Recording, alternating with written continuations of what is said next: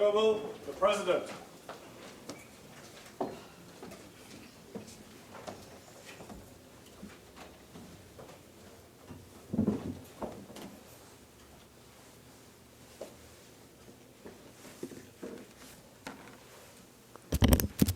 Let us pray. Almighty God, we willingly acknowledge you as the Supreme Being, most gracious and most merciful.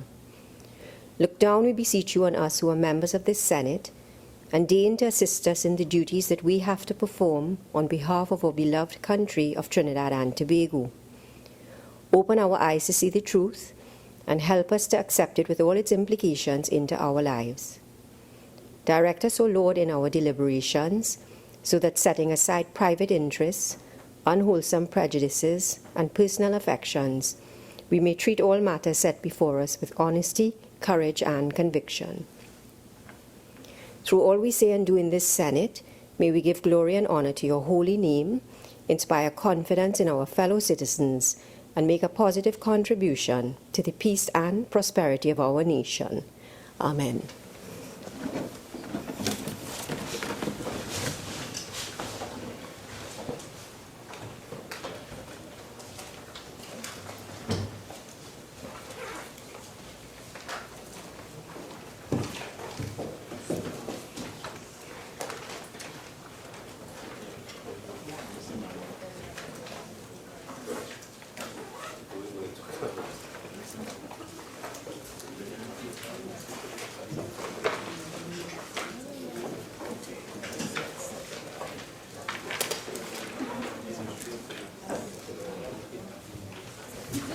Announcements by the President.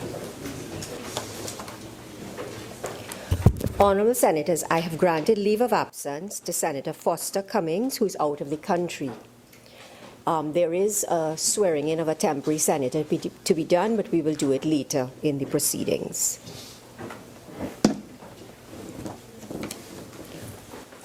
Honourable Senators, I have received the following correspondence from the Speaker of the House of Representatives. May the 5th, 2017, Dear President of the Senate, Establishment of Joint Select Committee. At a sitting held on Friday, May the 5th, 2017, the House of Representatives agreed to the following resolutions.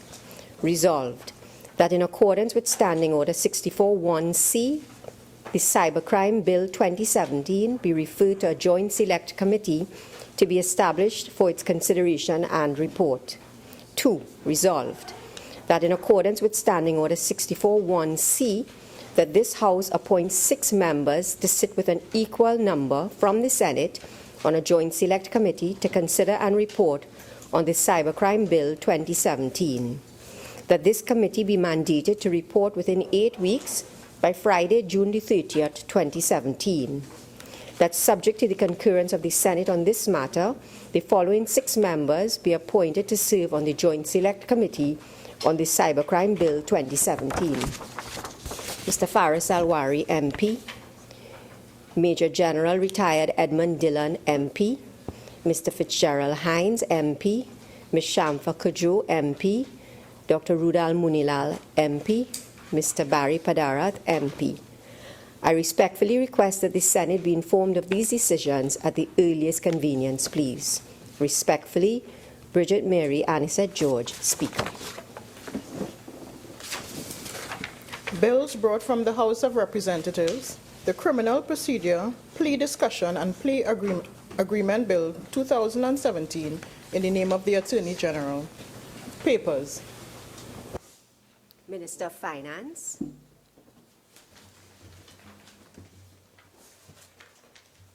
Thank you, Madam President. I have the honor to lay on the table the following papers listed on the order paper in my name. The report of the Auditor General of the Republic of Trinidad and Tobago on the financial statements of the Tobago House of Assembly for the year ended September 30th, 2015.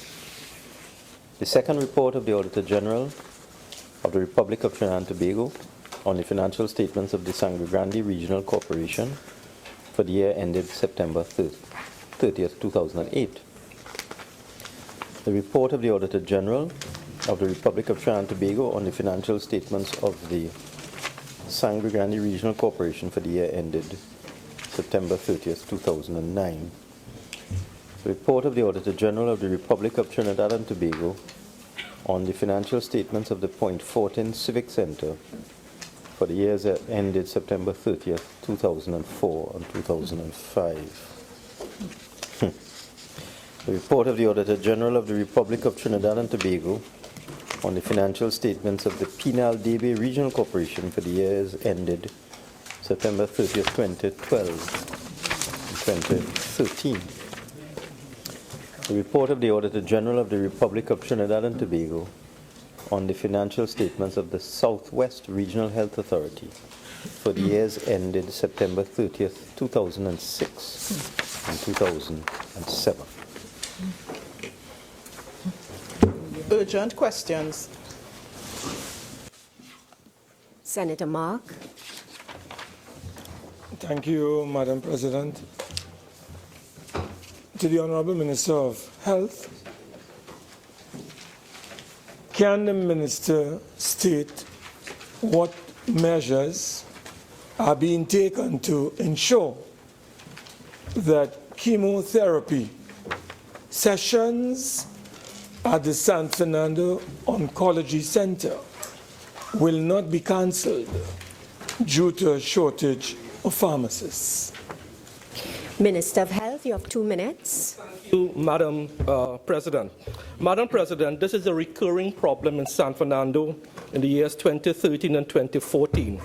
It has its genesis in the refusal of the then HR Advisory Ministerial Committee in 2012 and 2013 to approve allowances for pharmacists who mix chemotherapy.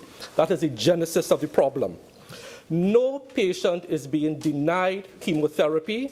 They are being sent to St. James, if they so choose, Sangre Grande, or Eric Williams Medical Sciences Complex. I want to reiterate, no patient is being denied chemotherapy. Before, the central location was St. James. What I want to tell the Honorable House is, 1, we have already made arrangements for chemotherapy to be mixed at St. James and be sent to San Fernando. 2, in the short term again, patients have the options of going to St. James, Eric Williams, or Sangre Grande. Next week, training for 2 additional pharmacists in the mixing of chemotherapy starts, and they will be fully trained within 2 to 3 weeks. And the long-term solution that I am taking to Cabinet is a position to pay or to reconsider how we treat with pharmacists and paying the allowance to mix chemotherapy, something which was refused to be done in 2012 and 2013. Senator Mark. Madam President, could the Honorable Minister indicate how soon will this measure, that is the measure to ask the St. James treatment or the St. James Center to mix the whatever chemotherapy treatment or portions? Minister of Health. Thank you. Madam President, I could say truthfully and honestly that measure has already been put in place, and that should be, bring some relief to the folks in San Fernando as early as tomorrow or the day after. But I want to reiterate, the patients have the option to go themselves to St. James, Eric Williams, or Sangre Grande to receive their chemotherapy. Senator Ramdeen. Thank you, Madam President. Madam President, through you, can I ask the Honourable Minister, St. James, Sangre Grande, and Eric Williams are very distant for people who live in the very far south. Has the Ministry of Health considered making any transportation arrangements for persons to be able to access during the interim period when things are being put in place for persons who live in the far south to access healthcare at St. James, Eric Williams, or Sangre Grande? Minister of Health. Thank you. May I repeat what I said earlier? Before the decentralization of chemotherapy, all patients had absolutely no problem in going to St. James.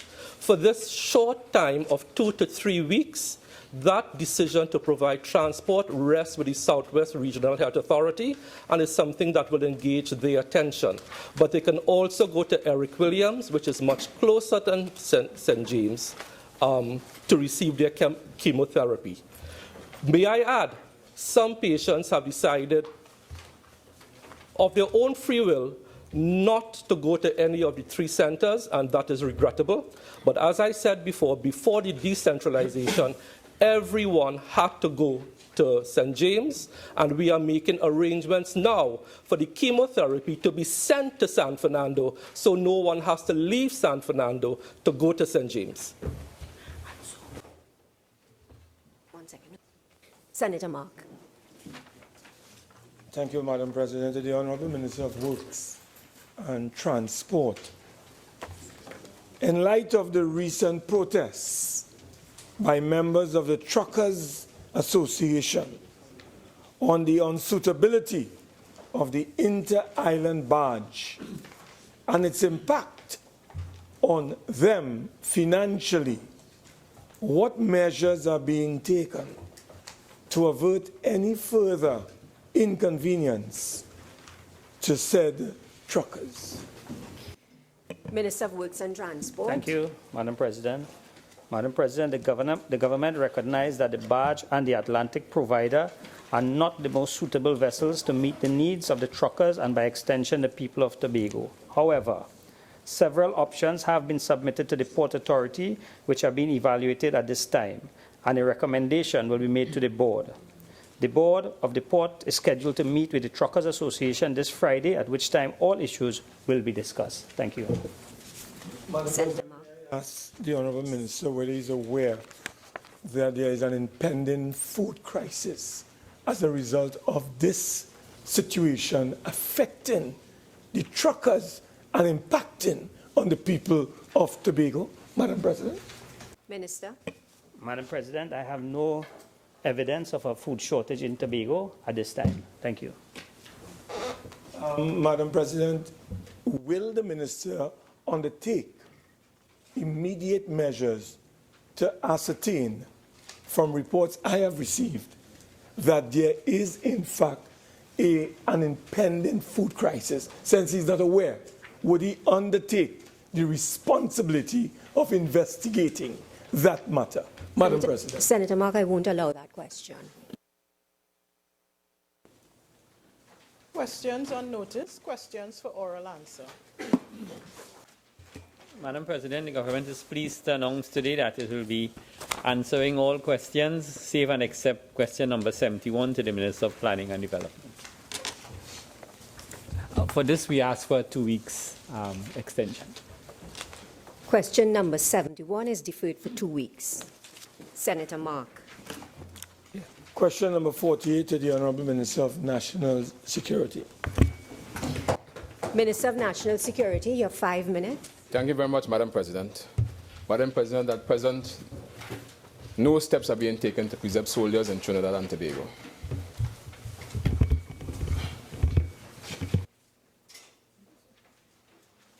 Senator Mark. Question number 49 to the Honourable Minister of National Security. Minister of National Security. Thank you, Madam President. Honourable members are advised that, as per data received from the Trinidad and Tobago Police Service, 41 teens were identified as missing in January 2017. Of these, 37 have since been accounted for, and the Trinidad and Tobago Police Service has assured that officers are working vigorously to locate the remaining 4. It is apparent, Madam President, that a large percentage of teens deliberately leave home of their own free will and due to domestic issues. Hence, the Trinidad and Tobago Police Service is mindful that there is a need for interventionist strategies to positively engage teenagers and encourage them to make better choices. To this end, a key intervention is working with young people through the police youth clubs. Efforts to educate, guide, and mentor them and provide them with useful options to address their domestic concerns. Madam President, at the same time, the Trinidad and Tobago Police Service will continue to use electronic billboards to alert the public and young people about missing persons. The aim of this initiative is twofold, specifically to to support the police initiatives to locate these persons and encourage public involvement. And secondly, to have a deterrent effect on teens leaving home without giving proper account of their whereabouts. Additionally, the Trinidad and Tobago Police Service continues to encourage parents and guardians to keep good relationships and open communication with children and teens in their care. By paying attention, giving options and not orders, and educating them about problem-solving skills, youths can make informed decisions about who they associate with and the dangers and consequences associated with making poor decisions. Madam President. Senator Mark. Yes, could the Honourable Minister indicate what is the current status of the remaining youths or teens that are missing? Minister of National Security. Madam President, the police continue to engage this situation to locate the teens that are missing. Senator Mark. Madam President, could the Honourable Minister indicate to us whether he can identify those remaining teens, the numbers? Is it 5? Is it 6? What is the status of these missing teens? How long have they been missing? So if you could bring the country up to date with a status report.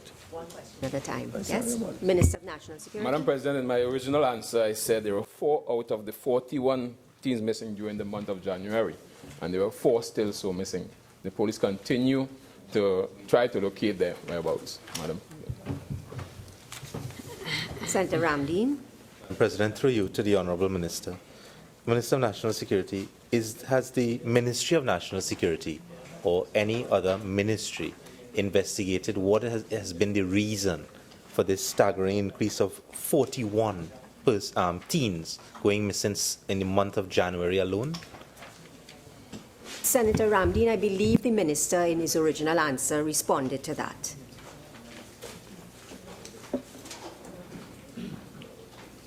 Senator Mark, next question. Question number 15 to the Honourable Minister of Energy and Energy Industries. Minister of Energy and Energy Industries, you have 5 minutes. Thank you, Madam President. Madam President, following the oil spill at La Brea on the 22nd of January 2017, Petrotrin has been active in the cleanup of the affected beaches and surrounding areas. With respect to the environmental issues, including oil spills, which have occurred in the Gulf of Paria, a collaboration committee between the EMA and Petrotrin has been established. Post-monitoring studies are to be conducted, including sediment analysis of the affected La Brea beaches and identification of all offshore oil pollution sites and natural oil seeps nearshore and offshore between Mosquito Creek and Icacos. The development of a green fund project for the decommissioning of offshore facilities and the abandonment of offshore wells that can pose a significant impact on the marine environment has also been initiated. Petrotrin has developed a structured approach to managing operational risks and maintaining the integrity of its operation, given the nature of its legacy installations. To this end, Petrotrin has implemented an asset integrity management system that includes a risk-based approach to the maintenance of all its assets to ensure reliability and efficiency. In keeping with this approach, Petrotrin's planned preventative maintenance activities include regular inspection of its plant, equipment, and infrastructure facilities. These inspections involve 1. Ultrasonic tests, 2. Visual checks, 3. Corrosion analysis, and 4. Leak testing and detection. Madam President, asset integrity intervention projects are subsequently prioritized based on risk assessment. I thank you. Senator Mark. Madam President, could the Honourable Minister indicate to us what is the status of the assets integrity assessment report or project that you mentioned that is so critical to ensuring that we do not have any future oil spills? Yeah, the asset integrity report, while it did try to identify the assets that are at risk, focused more on the asset integrity management system of the various companies. The information was shared with Petrotrin, and they are now working on a more robust asset integrity management system, because it is in the system that you will identify the risk profile of each installation that potentially are at risk for spills, and that process is ongoing. Senator Mark. Could the Honourable Minister indicate whether there's any time frame to have this exercise concluded, having regard to the risky nature of the oil business and Petrotrin in particular? Minister of Energy. There's no specific time frame because it's an ongoing exercise. The installations and facilities that are at greatest risk obviously will come ahead of the class and come on top of the ladder. And when those are dealt with and a preventative maintenance and possibly replacement or remedial work is proposed, then you go down to the next year. Is the Honourable Minister satisfied with the measures thus far to prevent any future oil spills, particularly in the Labre community and its environs? Madam Minister. That is a loaded question. I know my whole persona is to be honest. Based on the historical track record of the last 18 months or so, I am not particularly happy with Petrotrin's performance in terms of the frequency of oil spills in the Gulf of Paria. But as we speak, significant improvements are taking place in the asset management system at Petrotrin. Senator Ramdeen. President, through you to the Honourable Minister of Energy and Energy Industries. Minister, having regard to the number of oil spills from the Labre to the Ikakas area over the last few months since this question has been posted, what steps has Petrotrin taken to compensate those fishermen who are affected every time these spills have taken place? Okay, Senator Ramdeen, I won't allow that question.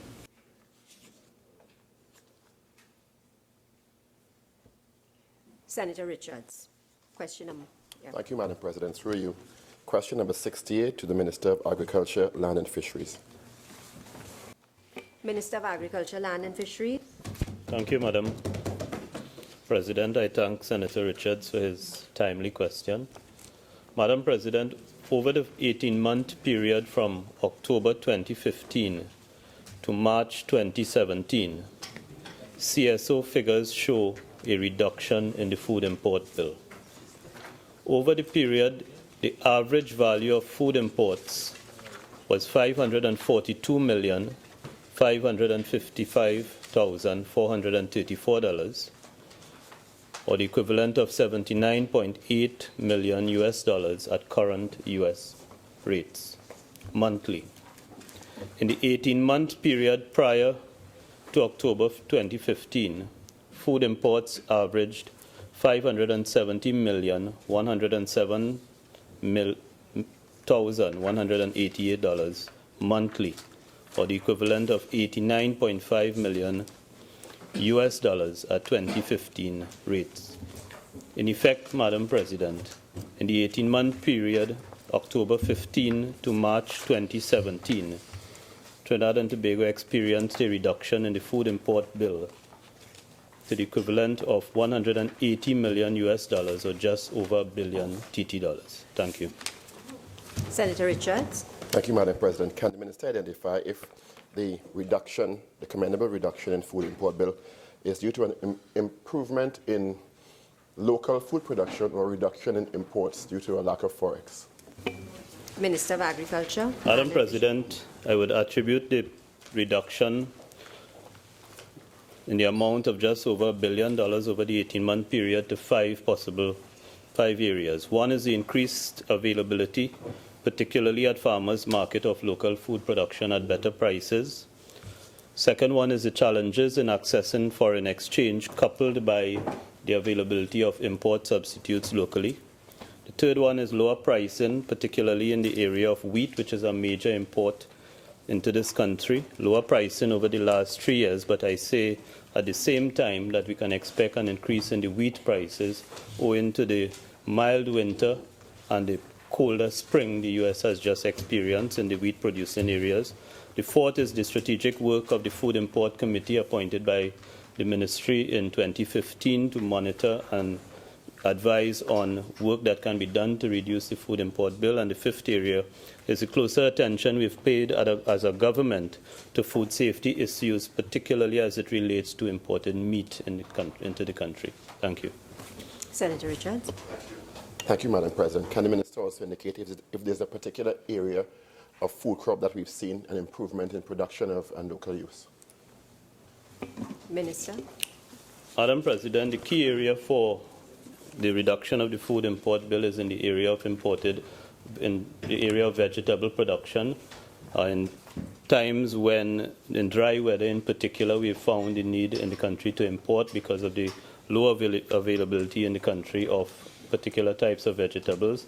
And the work of the farmers, particularly in the dry season, has led to increased availability in that particular season. Thank you. Senator Mark, you want to? No. Senator Richards? Yeah. As moving on to the next question, Madam President. Question number 69 to the Minister of Trade and Industry. Minister of Madam President, Agriculture, I Land answer and this Fisheries. question on behalf of the government. The recent issues involving imported meat from Brazil reinforces the need for interministerial collaboration on food safety standards. The current measures which are being reviewed involve the Ministry of Agriculture, Land and Fisheries, which issues import permits for meat and meat products. This permitting process incorporates certain preconditions in respect of food safety, which must be met by exporters and importers. Secondly, in the case of non-meat products, the integrity of the food safety systems involve the Customs Division, Ministry of Trade and Industry, particularly the Consumer Affairs Division and the Bureau of Standards, and the Ministry of Health, particularly the Public Health Department. And in the case of both meat and non-meat imported food products, the integrity of food safety standards is addressed by inspections of import documents by the Customs Divisions and periodic inspection of imports, regular public health surveillance of retail outlets by the Public Health Department, investigations by the Consumer Affairs Division and the Bureau of Standards, and monitoring by the Ministry of Agriculture, Land and Fisheries and the Ministry of Trade and Industry. Thank you. Senator Richards. Thank you, Madam President. Can the Minister indicate if particular emphasis is being placed on some foodstuff that some retailers may be keeping on shelves past what is acceptable in terms of health standards, safety standards? Minister of Agriculture, Land and Fisheries.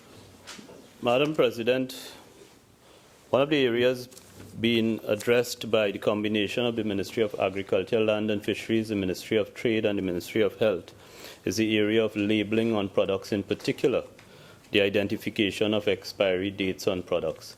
And it is the responsibility of the Ministry of Health, the Public Health Department, with support from Consumer Affairs, the Bureau of Standards and the Ministry of Agriculture as required, to ensure that goods which are offered for retail sale for food for the purpose of consumption adhere to the food standards, in particular the expiry date, and the Public Health Department is charged with the responsibility of ensuring that those food products which have passed the expiry date are taken off the shelf. Thank you.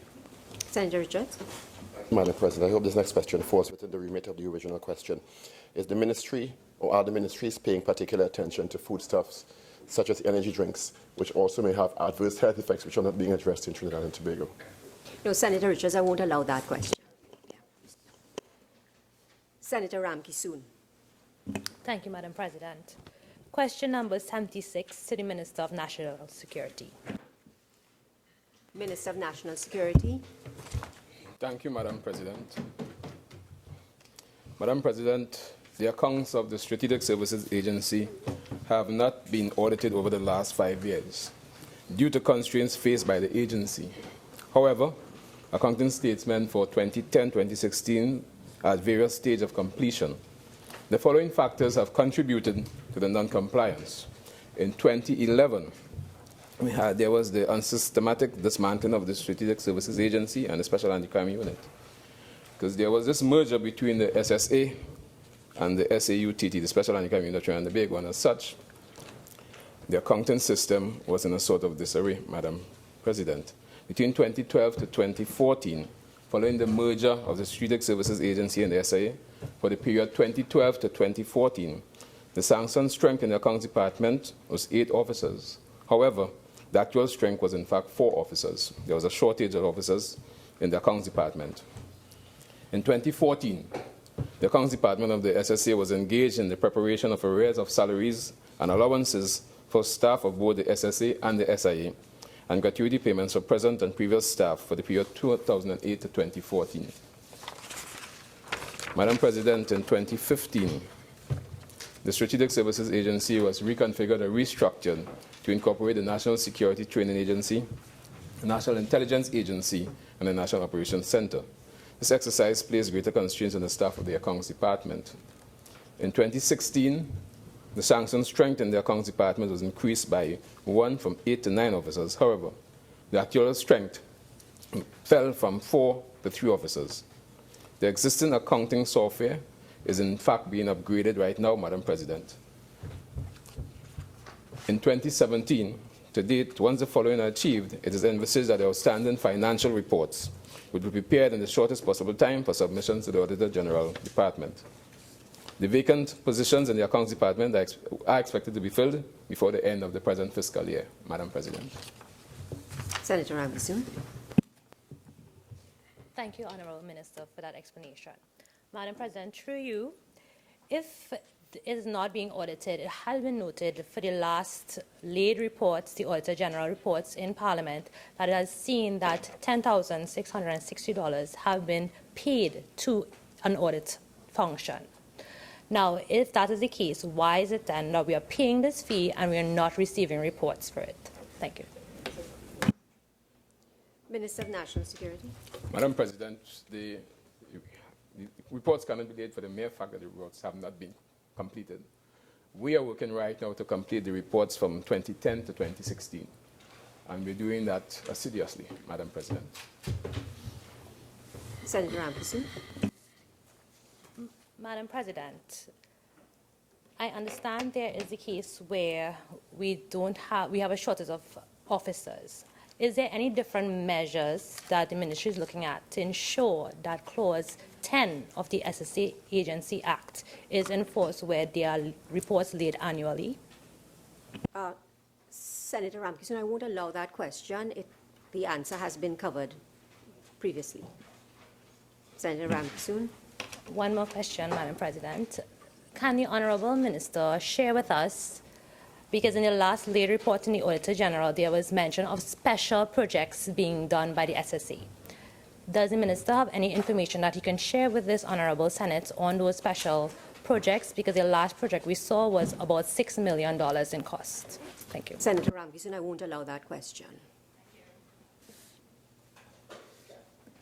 Senator Ramkisoon, next question. Question number 77 to the Minister of National Security. Minister of National Security. Thank you, Madam President. Madam President, prior to January 2016, the performance of the Strategic Service Agency was gauged through the identification of targets and monitoring of the degree to which they were being achieved. This process involved frequent discussions involving key SSA personnel, senior executive, and relevant heads of division of the ministry. Focus was placed not only on the successes of the agency, but also on identifying areas that required strengthening and making the necessary changes for improvement. Today, Madam President, this government has in fact established a robust metrics to monitor and evaluate the performance of the Strategic Service Agency in 4 areas, namely stakeholder, financial, internal processes, and learning and growth. Indicators have been established to measure the achievements of the agency in key areas under the 4 identified spheres as follows.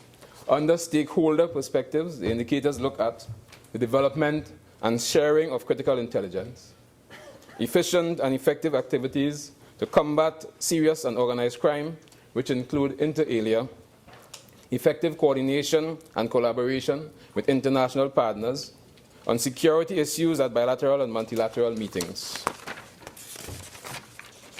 The development, deployment, and maintenance of specialist national capabilities, including covert intelligence, technical apparatus, agency operations, and services, which would also provide assistance to its partners. identification and disruption of serious and organized criminal groups, individuals, and vulnerabilities which present the highest risk and cannot reasonably be tackled by our partners. Under financial perspectives, the indicators look at the activities that encompass the development, implementation, and evaluation of a plan for the provision of services and capital assets established. This involves the monitoring and control of finances, the planning and development of financial arrangement, a review and evaluation of financial management processes. Under the area of internal processes perspective, the performance indicators focus on leadership, employee training, team building, and cultural attitudes related to both individual and organizational self-improvement.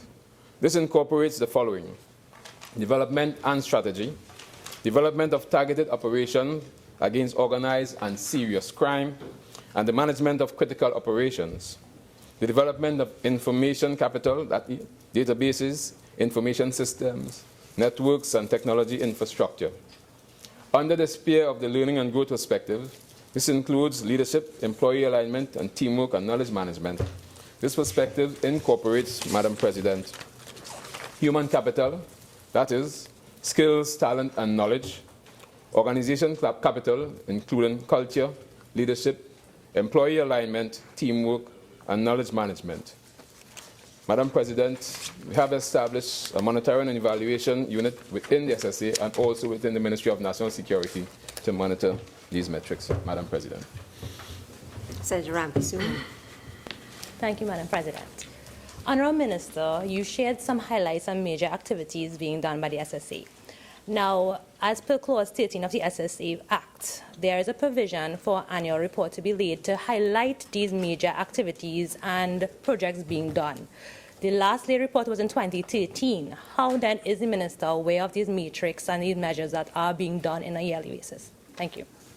Minister of National Security. Madam President, I mentioned in my answer that prior to 2016, the metrics were not in place really to really give a really understanding as to the performance. What I mentioned is what we are now putting in place since 2016, and I mentioned the different spheres since this government took over. Right? And this is where we're going to look at the metrics to evaluate the performance of the Strategic Services Agency. I went through at length the spheres that we looked at. Senator Ramkissoon. Thank you, Madam President. Honourable Minister, one of the measures that was mentioned in the last report was a national supply reduction strategy for 2014 to 2024. And this was done by the Drug Strategy Department. Is one of the measures to look at this again or is to implement? Thank you. Minister of National Security. Madam President, I would say that the areas that I mentioned in terms of metrics, they're all covered. In terms of operational, that will fall under in terms of operational capabilities, and they'll all be measured, as I mentioned before, given the four spheres. Senator Sturge. Can the Minister of National Security indicate, given that what you said about an evaluation unit within the SSA, can the Minister indicate what was the impact of the non-proclamation of the SSA Amendment 2016 on the SSA? Minister of National Security. Madam President, I'm unable to say what is the impact of that strategy. Senator Sturge, next question. Madam President, through you, question 83 to the Minister of National Security. Minister of National Security. Thank you, Madam President. Madam President, for the period January 1, 2017 to March 31st, 2017, a total of 278 autopsies were conducted by the pathologists assigned to the Trinidad and Tobago Forensic Science Center. Of this total, 268 were conducted at the Forensic Science Center in Port of Spain and 10 at the Scarborough Regional Hospital in Tobago. The pathology subdivision at the Forensic Science Center classifies the manner of death as natural, unnatural, or undetermined. These are defined as follows.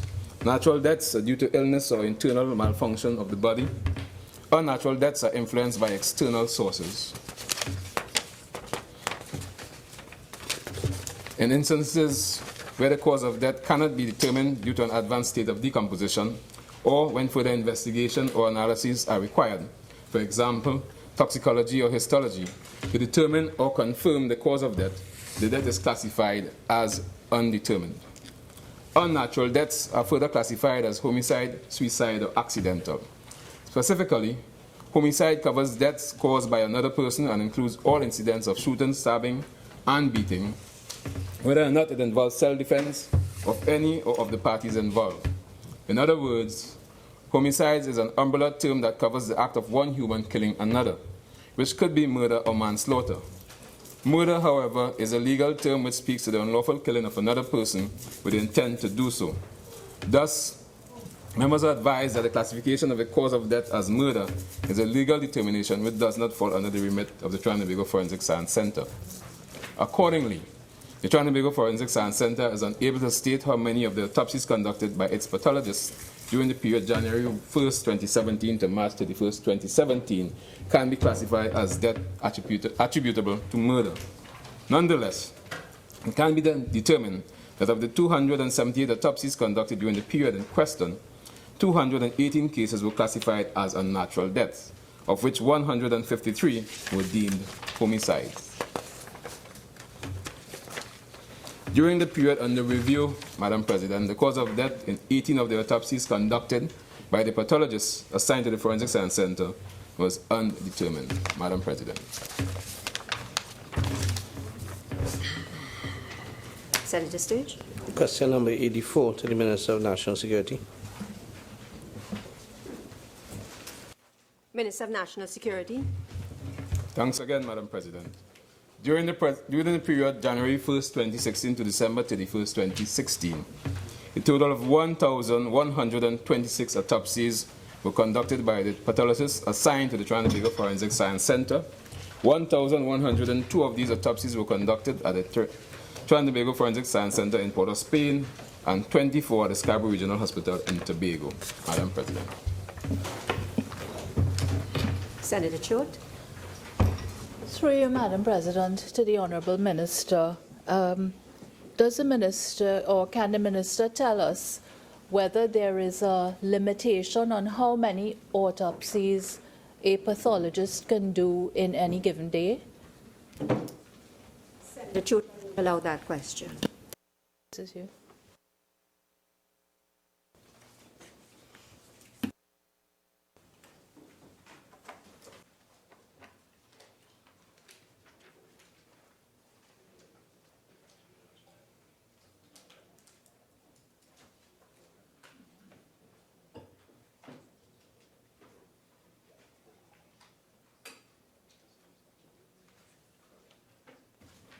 Motions relating to the business or sittings of the Senate and moved by a minister. Leader of Government Business. Thank you, Madam President. Madam President, having regard to the correspondence from the Speaker of the House in relation to the establishment of a joint select committee to consider and report on the Cybercrime Bill 2017, I beg to move that the Senate concur with the House of Representatives in the establishment of the committee and that the following 6 senators be appointed to serve. 1. Senator Clarence Rambharat. 2. Senator Dennis Moses. 3. Senator Michael Coppin. 4. Senator Wade Mark. 5. Senator Melissa Ramkisoon. And 6. Senator Paul Richards.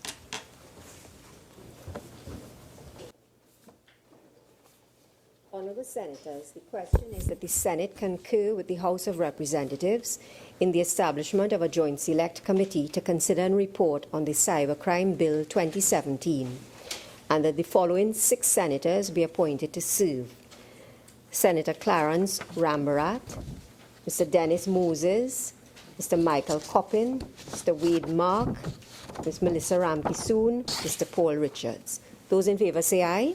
Aye. Those against say no. The ayes have it.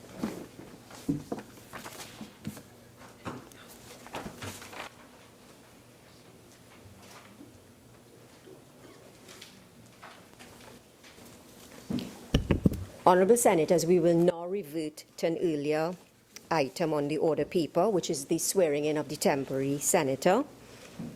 Honourable Senators, I have received the following correspondence from His Excellency the President Anthony Thomas Aquinas Carmona, ORTTSC. The Constitution of the Republic of Trinidad and Tobago, by His Excellency Anthony Thomas Aquinas Carmona, ORTTSC, President of the Republic of Trinidad and Tobago and Commander-in-Chief of the Armed Forces. To Mr. Ndile Young. Whereas Senator Foster Cummings is incapable of performing his duties as a senator by reason of his absence from Trinidad and Tobago.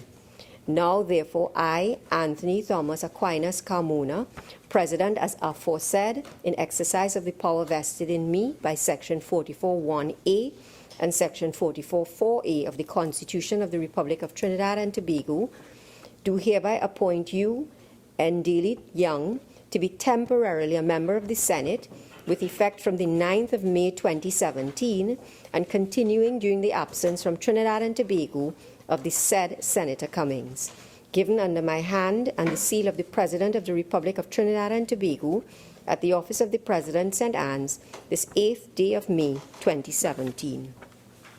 Honourable Senators, a senator is required to take the oath.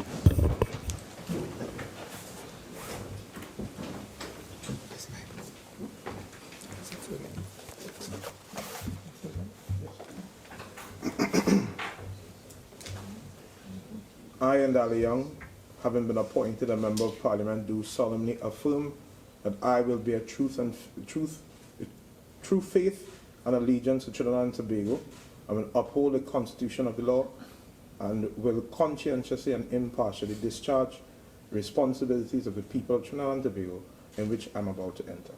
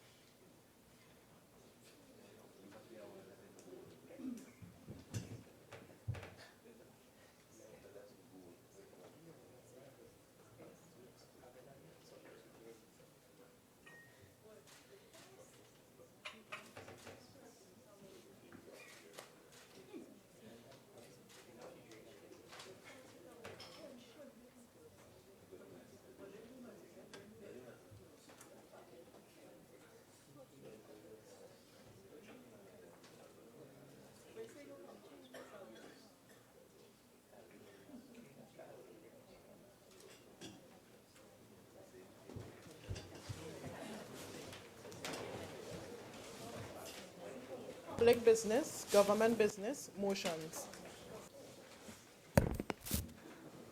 Honourable Senators, before I call on the Minister of Finance, I just want to remind members of the Senate about the bulletin that was circulated in respect of the use of mobile devices in the chamber. And I also want to bring to member and remind members of Standing Order 4211, which prohibits a member from reading a speech. Minister of Finance. Thank you, Madam President. I beg to move motion number 1 standing in my name. Whereas it is provided by Section 11(9) of the Procurement and Disposal of Public Property Act 2015, hereinafter called the Act, that the salaries and allowances of the procurement regulator and members of the Board of the Office of Procurement Regulation shall be determined by the Minister of Finance, subject to the approval of Parliament. And whereas the report on the determination of salaries and allowances of members of the Board of the Office of Procurement Regulation was laid in the Senate on April 25, 2017, be it resolved that the salaries and allowances contained in the report on the determination of salaries and allowances of members of the Board of the Office of Procurement Regulation be approved. Madam President, this clause in the Public Procurement Act is really, in my view, an anomaly. This act, as I said at the other place, was passed with a lot of heat, and as a result of the emotion associated with it, it appears that insufficient scrutiny was given to several sections in the Act. In this particular one, what should have been done was that the salaries should have been subject to the negative resolution of Parliament. So that if any member had an objection, they could have filed a motion to negative, rather than engaging in a full-fledged debate in both houses of Parliament. But be that as it may, this is what the Act says, that the salaries and allowances of the procurement regulator and members of the board of the Office of Procurement Regulator shall be determined by the minister subject to the approval of Parliament.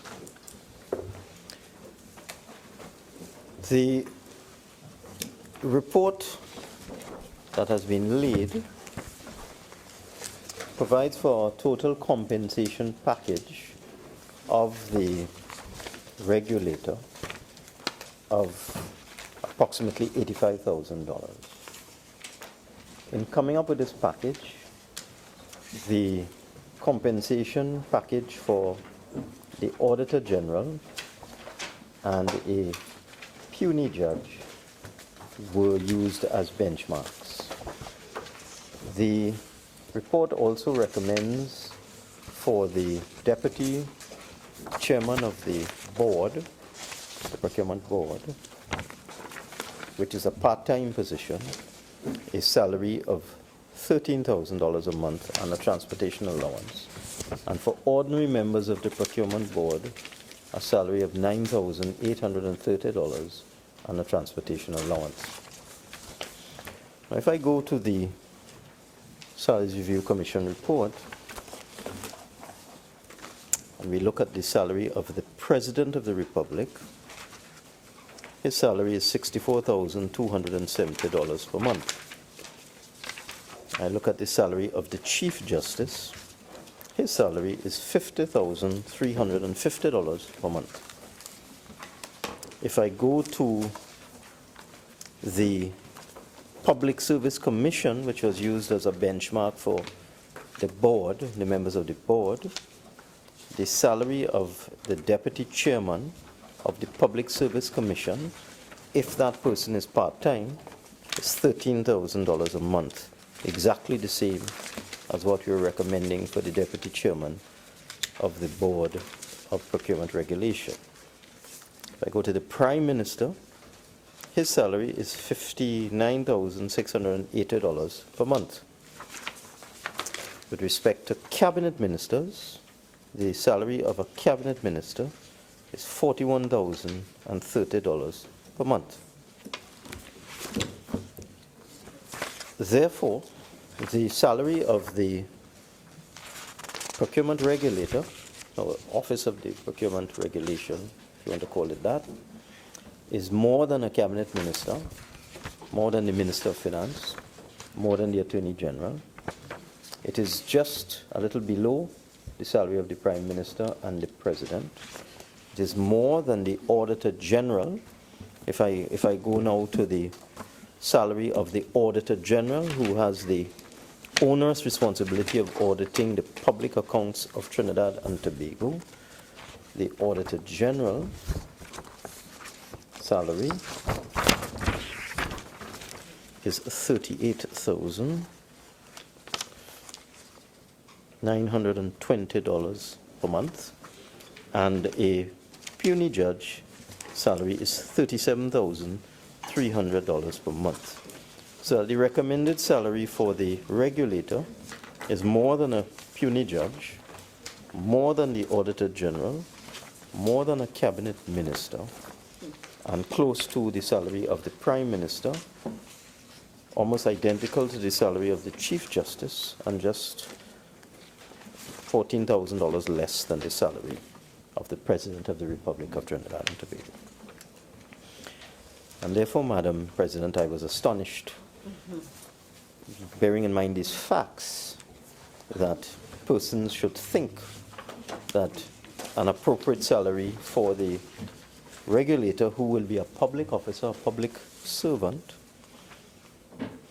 should be of the order of $100,000 a month. And what I found very hypocritical is that if the government had recommended a salary of $100,000 a month for the regulator, those who are criticizing the salary now, the $50,000 salary as being much too low, would have been screaming to high heaven about the elitist recommendation to give the procurement regulator $100,000. I find some of the comments that have been made to be preposterous. This is public service, Madam President, and one expects that one would be looking for somebody of character. That's right. That is what you're looking for. You're looking for somebody of high integrity, of high morals, someone of character with the necessary competence to fill this position. And, Madam President, I also have noticed in the public domain commentary about the salary of someone such as the CEO of the State Oil Company, apparently in excess of $150,000 a month. And I can tell you that when we came in, we discovered that the previous government had agreed to a salary for someone who is the president or CEO of a subsidiary of a state enterprise with very little to do. They had approved the salary of that person at $100,000 per month. And this can't continue in this country. It just cannot. You cannot tell the Minister of Finance, for example, that a salary of $41,000 per month is appropriate, when the Minister of Finance has to deal with 53 state enterprises and 50 subsidiaries, in addition to all of the other responsibilities that the Minister of Finance has. And to tell the Minister of Finance that $41,000 is more than enough for that individual, whoever he or she may be, and then to come and say that the procurement regulator, whose responsibilities are a fraction of the responsibilities, for example, of the Prime Minister, whose salary is just $9,000 more than the regulator, or the Chief Justice, whose salary is the same as the regulator, to come and say that this person's position is so special, it is so onerous, that you must give this person a salary of $100,000, Madam President. In fact, I consider these comments to be outrageous. The other point that is in the public domain that needs to be cleared up, there was an allegation made by a former government minister, now a member in the other place, an absurd allegation that the current government and the current Minister of Finance is interfering with the appointment and the recruitment of the procurement regulator, because I had indicated in the other place that we were assisting His Excellency the President with the engagement of a consulting firm who would then proceed to advertise or to headhunt, as the case may be, and prepare a short list of some approximately 20 suitable candidates from which the President would make his appointment. When I indicated this in the other place, that the Ministry of Finance was assisting the Office of His Excellency by procuring a consulting firm to assist in the search for a suitable person to be regulator, there was a hue and a cry from the UNC to the effect that we were interfering with the recruitment of the procurement regulator. Another highly hypocritical statement.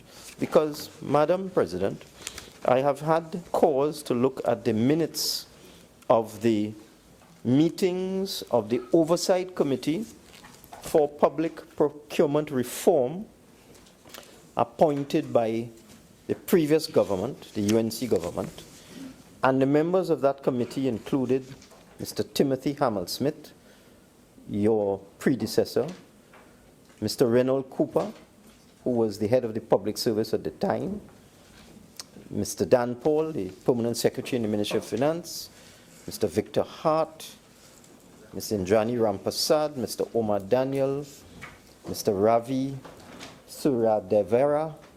I believe that gentleman is associated with AmChan, Mr. Winston Riley, Mr. Lutchman, and so on. And at the third meeting of the Oversight Committee for Public Procurement Reform, chaired by the former President of the Senate and the head of the Public Service, the chairman reported to members of the committee, and this would have been on the 10th of July 2015, before the last general election.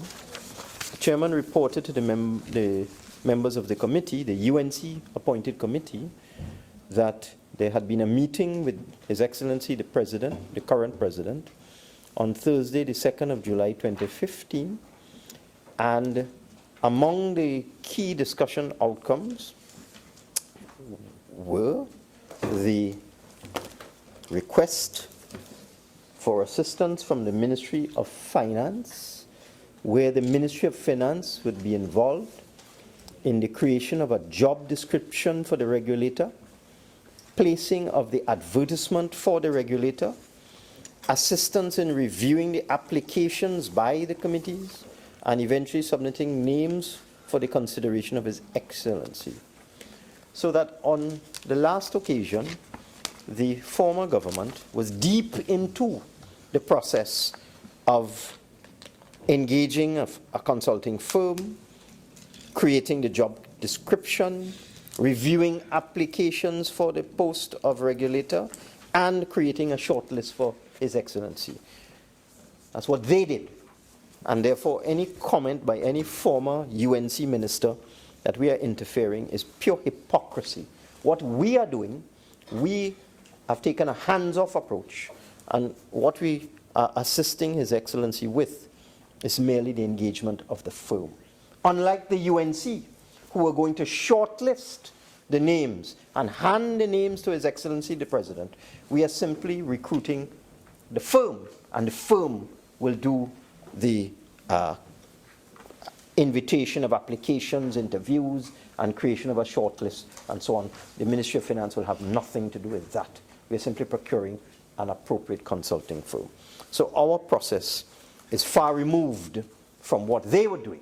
They were actually deeply involved in creating a shortlist of suitable applicants to give to the President. And yet I have to hear that we in this PNM government are interfering with the recruitment of the regulator. Just complete hypocrisy. The other point I would like to make, Madam President, is that we expect that in these difficult financial times, that these salaries that we hear about of $180,000 a month and $200,000 a month, which appear to have been the benchmark in the good old times when oil was $100 a barrel under the UNC, these salaries have to come down. This country can no longer afford to pay a chief executive in a state enterprise $200,000 a month. We have to cut back. Everybody has to cut back, Madam President. We can't continue like this. And I am just disappointed that persons would insist that a public servant would receive a salary that is higher than the President, higher than the Chief Justice, higher than the Prime Minister, higher than the Attorney General, higher than the Auditor General, higher than cabinet ministers. I am just disappointed that persons would even suggest that in this day and age when the economy of Trinidad and Tobago has suffered a loss of $20 billion in revenue, Madam President. when oil money was flowing out of the airs, when it was nothing to award billion-dollar contracts for all sorts of things. That is when they could come up with these ideas that you should. And when I look in the notes, Madam President, they were actually proposing that $100,000 be the low end of the scale.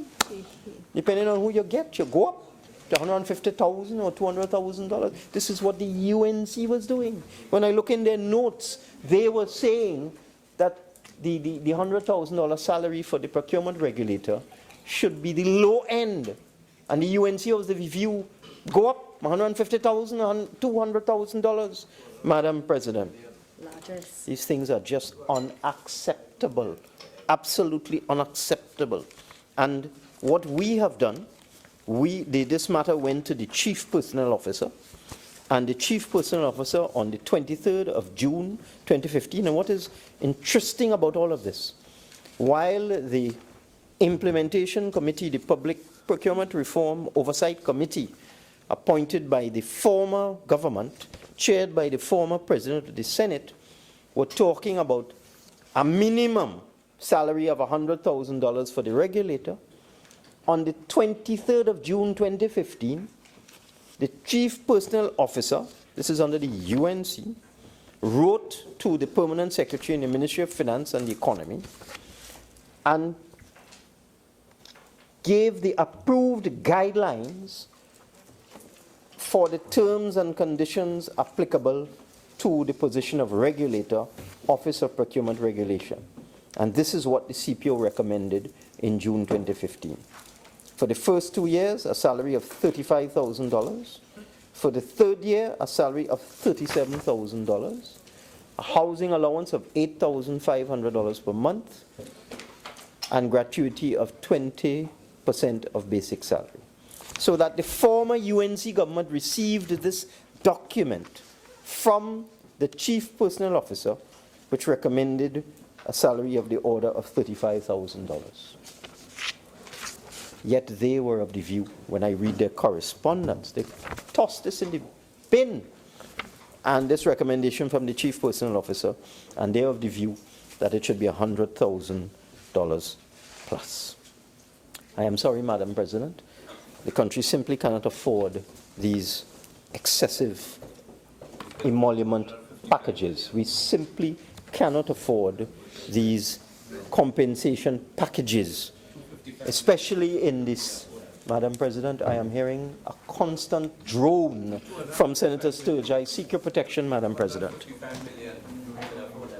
Senator Sturge. Continue, Minister. He can't help himself. Madam President, we also looked at the duties and responsibilities of the board. And we felt, having looked at it very, very carefully, that a comparable board should be the Public Service Commission, because this would be a part-time entity that might meet once per month and would look at issues that came before it in terms of complaints, objections, and so on to procurement exercises and so on. And we felt that because the stipend or the salary for the part-time chairman of the Public Service Commission, which has similar onerous responsibilities, is $13,000, that we felt that this was an appropriate stipend for the deputy chairman, who is not a member of management, but simply the member of a board. And the distinction needs to be made. The procurement regulator that we are proposing a package, total package, $50,000 salary and $35,000 of allowances, because we looked at what had gone before, we looked at what the CPO came up with, we looked around the public service, we did not operate arbitrarily. We looked at what the Auditor General's package is, we looked at what a puisne judge package was. We thought that this person would have quasi-judicial functions, and we have come up with a package that is a total of approximately $85,000. And included in that $85,000, as I indicated, would be the salary of $50,000, and then some allowances are similar to what these other persons in a comparable category would get. So we are recommending that in addition to the $50,000 salary, that the procurement regulator would get a chauffeur allowance of $7,500 per month, housing allowance of $12,000, contact allowance, continuing education allowance of about $10,000 a month, actually $118,000 per annum, a travel grant of $69,000 per annum, or yes, or approximately, if you work that out on a monthly basis, about just below $6,000 per month travel grant for overseas travel, in addition to the contact allowance and the continued education allowance. Medical benefits similar to a cabinet minister, and gratuity of 20% of gross salary, and the other benefits such as vacation and so on, in line with typical allowances in the public service. With respect to the deputy chairman of the board, as I said, we believe this to be a part-time function. They would meet once a month, and we have put to the Senate a part-time salary of $13,000, transportation allowance of $1,140, and the members of the board, again, meeting once per month, $9,830. I can tell you that this is similar to an A-class state enterprise board. This is a little more, actually, than would be received by a member of an A-class state enterprise board, a large state enterprise board, $9,830, and a transportation allowance of $1,140 per month. And we believe, in consideration of the totality of the circumstances, since what we are looking for is somebody of high moral fiber and somebody who is willing to do public service, that these packages are appropriate. Let me also give an update on where we are with the implementation of the Act. One of the key issues that needs to be resolved is what we are doing today, Madam President, so that His Excellency can proceed after the firm has been outsourced, and advertisements are in progress for that, to engage the firm. After the firm has been engaged and the applicants are presented to His Excellency, the compensation package would also be available to him, and he can proceed to make the appointment which is necessary. Without a regulator, you can have no implementation of the Public Procurement Act, and that is why I said that perhaps it might have been better that this matter would have been subject to negative resolution. We also are in the process of procuring office space for the Office of Procurement Regulation, and we have also come up with organizational charts, organizational structures for the procurement entities that will now be required in all of the ministries and departments. We've come up with 5 different categories: a large, a medium, a small, a basic, and a minor, because there are some ministries and departments, all they do is procure paper or office supplies and so on, so that they would not need a large procurement entity, a procurement unit with a large number of specialized staff and that sort of thing. Some ministries would need a very large procurement unit, like the Ministry of Works and Transport, for example. They will need a large procurement unit, but some would not. Some would, for example, if I took the Ministry of Tourism, for example, they may not need a large procurement unit, because the flexibility will still be there for ministries and departments to use state enterprises to procure on their behalf if they so choose. The government has also re-engaged the United Nations Development Program as a consultant to advise on the rollout of the Public Procurement Act. And from this year, 2017, the UNDP has been working with the various senior officers charged with the change management and the change process that will occur with respect to accounting officers towards building capacity in preparing a procurement and disposal handbook as required under Section 30 of the Act, setting internal controls for efficiency and effectiveness in the procurement and disposal process, and preparation of special guidelines as also required by Section 30, in particular Section 30, subsection 2 of the Act.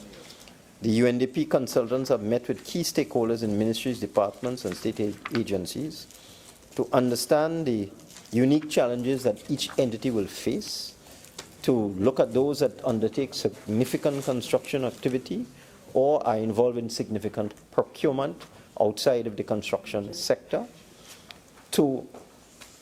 and also assist in training of trainers, training of internal auditors, who will be required to support accounting officers on the level of compliance that is now going to be required to be met. With respect to the Central Tenders Board, we consider the transition of the staff of the Central Tenders Board to be of critical importance in this entire process. Under Section 66 of the Act, they may opt for voluntary retirement from the public service, transfer to the Office of Procurement Regulation, or they can remain in the public service and be redeployed.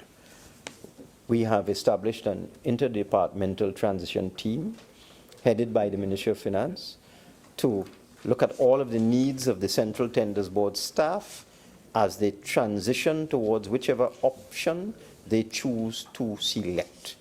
The Ministry of Finance has also met with the relevant trade union in February of this year, and a decision has been taken that the technical staff, those who wish to remain in the system, will be deployed throughout ministries and departments of the public service following the repeal of the Central Tenders Board. In fact, we're told that there's some 15 to 20 contracts officers that will be available for redeployment, and these will be redeployed to various ministries and departments as required. Madam President, with those few words, I beg to move.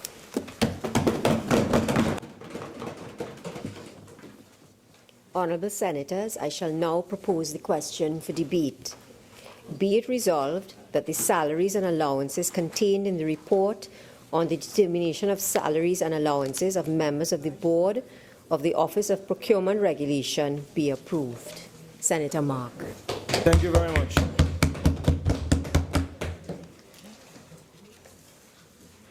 Madam President, I listened very attentively to the Minister of Finance, and he made a lot of statements that I will want to debunk. He talks about hypocrisy. I will show you who is a hypocrite. I will demonstrate, Madam President, where the Ministry of Finance is attempting to hijack, kidnap this whole procurement process. And in the final analysis, determine who is their man or woman, or who is the person. Yes. So all this talk about whose idea, I want to ask the Honourable Minister through you, if he was so committed to quoting extensively the work of the Oversight Committee, why did you disband it when you came into office? That particular committee, Madam President, was committed to transparency, accountability, and proper oversight. But the first act committed by that minister was to disband and get rid of this particular committee. And he comes here with crocodile tears, literally crying, and attacking, Madam President, all the good work that was done by the Oversight Committee and giving the impression that the president, using the president in a very convenient style, surreptitious style, in order to accomplish his own objective. I do not know who the Minister of Finance believes he's fooling. He's not fooling us. We know what the Minister of Finance is about. And we know what the government is about. Yes, madam. Could you just, the microphones in this chamber work very well. So could we just take it down a little bit, please? Well, you know, this is a very important topic. I do so know, but could we just take down, Senator Mark, just take it down a little bit? Well, I will try. I will try to take it down. I don't know if it will come down, but I will try to bring it down. Senator Mark, you know if it doesn't come down, then I will know You will what I see. have. Put me to sit down. So Senator Mark, continue. Yes, I know. I know I have the right to speak in this chamber. Senator Mark, please take your seat. No one is restricting your right to speak, but it is my responsibility to maintain order in this chamber. And I'm asking you to please just take down your tone a little bit, or maybe you may have to turn off your microphone and just speak. Continue, Senator. I take objection to what Senator you... Mark. Okay. Okay.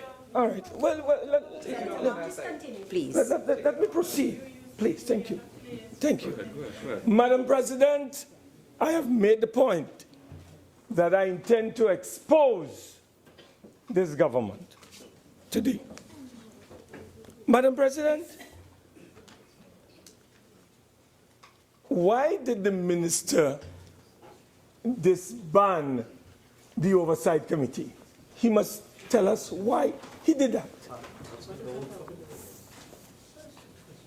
Minister. Why did he disband the committee? Why didn't continue the committee? Because he's quoted extensively, Madam President, from the work of the committee. So one would have thought that if he was interested, he would have continued, even with new membership, Madam President. Madam President, may I indicate very early that we are dealing with a law. It is called Act Number 1 of 2015. And I want to tell you that the Ministry of Finance, headed by the Minister of Finance, is described in the definition and interpretation section as a public body. And therefore, the Ministry of Finance is subject to the procurement regulation and the procurement regulator. So this attempt by the Minister of Finance, and you know, Madam President, I want to challenge him, you know. I want him to produce the evidence in this Parliament, Madam President, to prove that the President of this country asked him and his ministry for assistance. Produce the evidence. Let us see the correspondence, Madam President, in which that request was made. Because he quoted the President. He stated that the President asked for his assistance. So you must bring the evidence. I don't have to ask him anything. You must bring the evidence, Madam President. I want to also indicate, Madam President, that the law is very clear, Madam President. The only role that the minister has to play in this legislation is what he's attempting to do today. And that is under Section 11, subsection 9. He will bring a report to look at the salaries and the allowances of the regulator and other members. That is his role. He has no role, Madam President,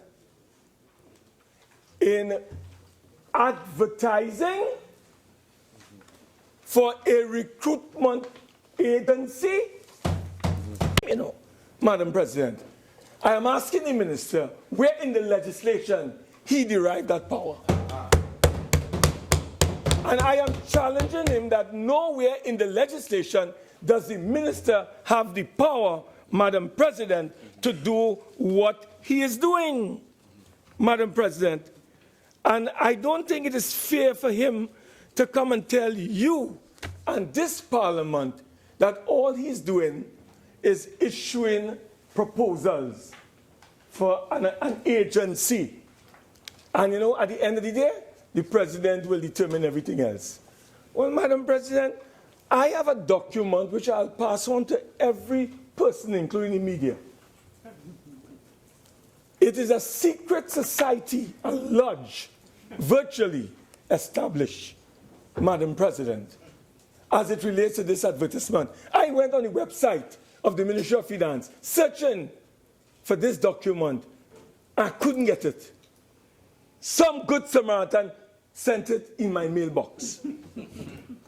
And that is how I was able to get this secret document that was issued in the name of the Minister of Finance and the Ministry of Finance. I want to tell you, Madam President, this document headed the Government of the Republic of Trinidad and Tobago Ministry of Finance General Administration Division is dated April the 10th, 2017. Are working? Are exposing? That's what I'm doing here today. Madam President, I ain't working. I'm exposing you. Madam President, here what is the headline? Madam President, let me tone it down. I want to tone down here. Yes, yeah, I'm doing it now. I'm toning down. Madam President, I'm toning down. You know, I'm a trade unionist like my friend across there, and we have loud voices. Madam President, hear what it says. Selection of a recruitment agency for the invitation and review of expressions of interest for the position of procurement regulator / chairman of the board of the Office of Procurement Regulation. Madam President, the Ministry of Finance is seeking expressions of interest, and they are seeking to engage the services of a recruitment agency to invite and rank. Madam President, it is not only to invite, you know. Madam President, it is to invite and rank expressions of interest for the position of procurement regulator / chairman of the Board of Procurement Regulation. Madam President, I am asking the Honorable Minister a second and a third time, where in the law does he have that power? The minister does not have that power. He has arrogated, as he has done in many instances in the past, a power that he does not possess.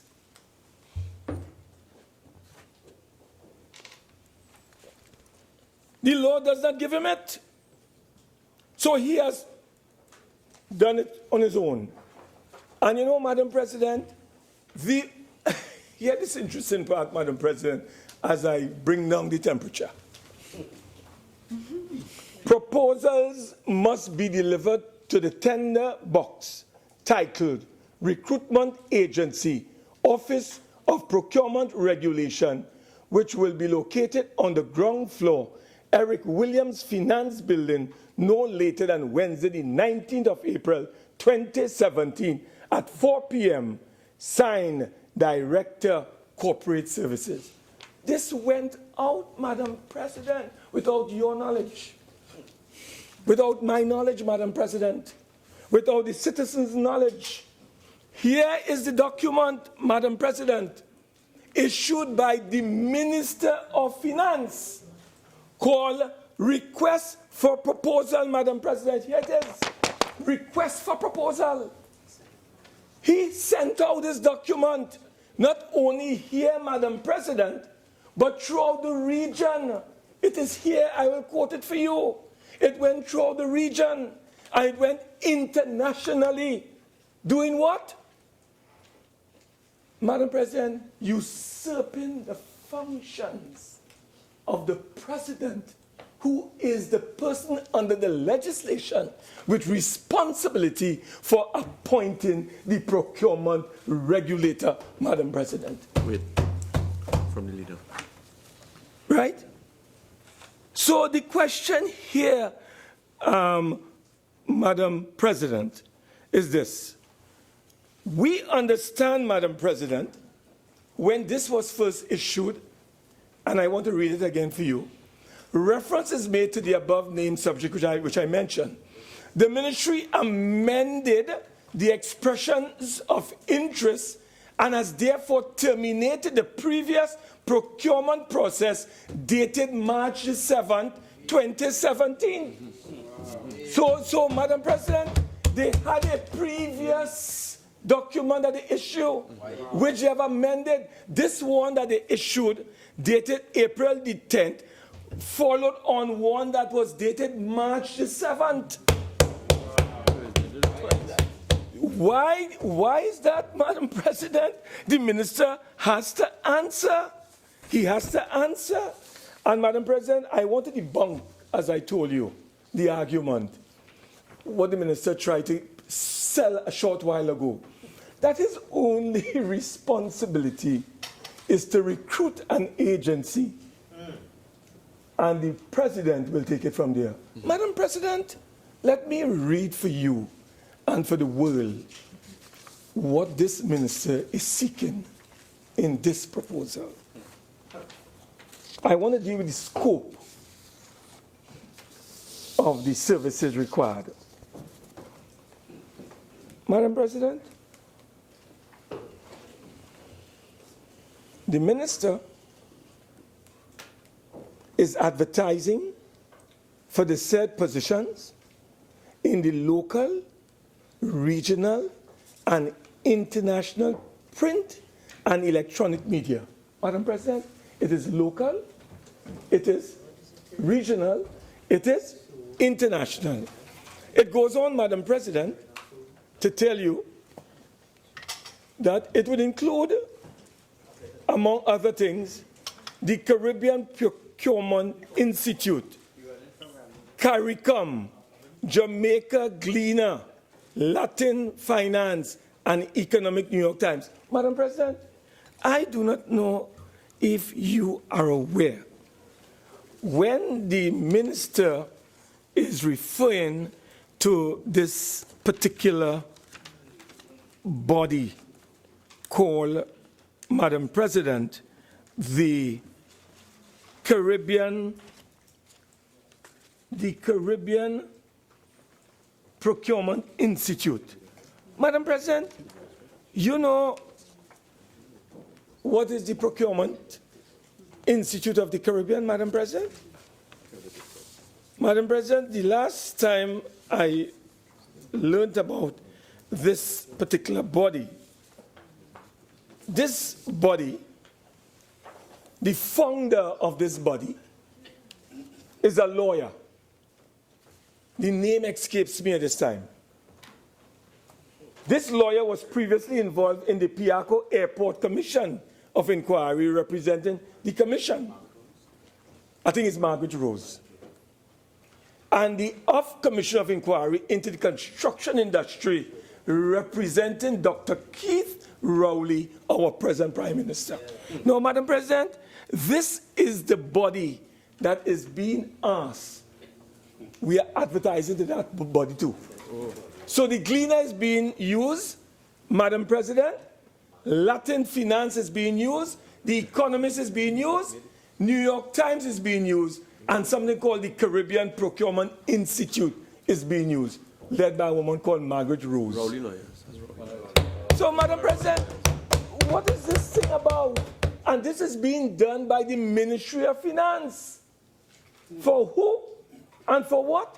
The procurement regulator, the deputy procurement regulator, all the officers of that body making up the board, Madam President. That is what is at stake here. Madam President, it goes on further to tell you how dangerous this whole thing is. This recruited agency that the minister says is a very innocent body. Here what it does, it is going to receive electronically the CV through a secure medium of all the applicants. That is the agency, you know. Not the president, Madam President, not the office of the president, but the recruiting agency recruited by the Ministry of Finance. It goes on, through screening of applicants, including reviewing CVs, qualifications, background, criminal record, and references to ensure the candidates have backgrounds of the highest integrity. Who is doing that, Madam President? The recruiting agency recruited by the Minister of Finance and reporting to the Minister of Finance. Madam President, what this agency will do, and not what the President will do, or the office of the President will do, this agency will create a shortlist of approximately 20 qualified and experienced candidates with attached CV for the position with justified rankings. So, Madam President, they are going to be responsible for ranking and screening and creating the shortlist. They will vet the persons, Madam President, who have been shortlisted.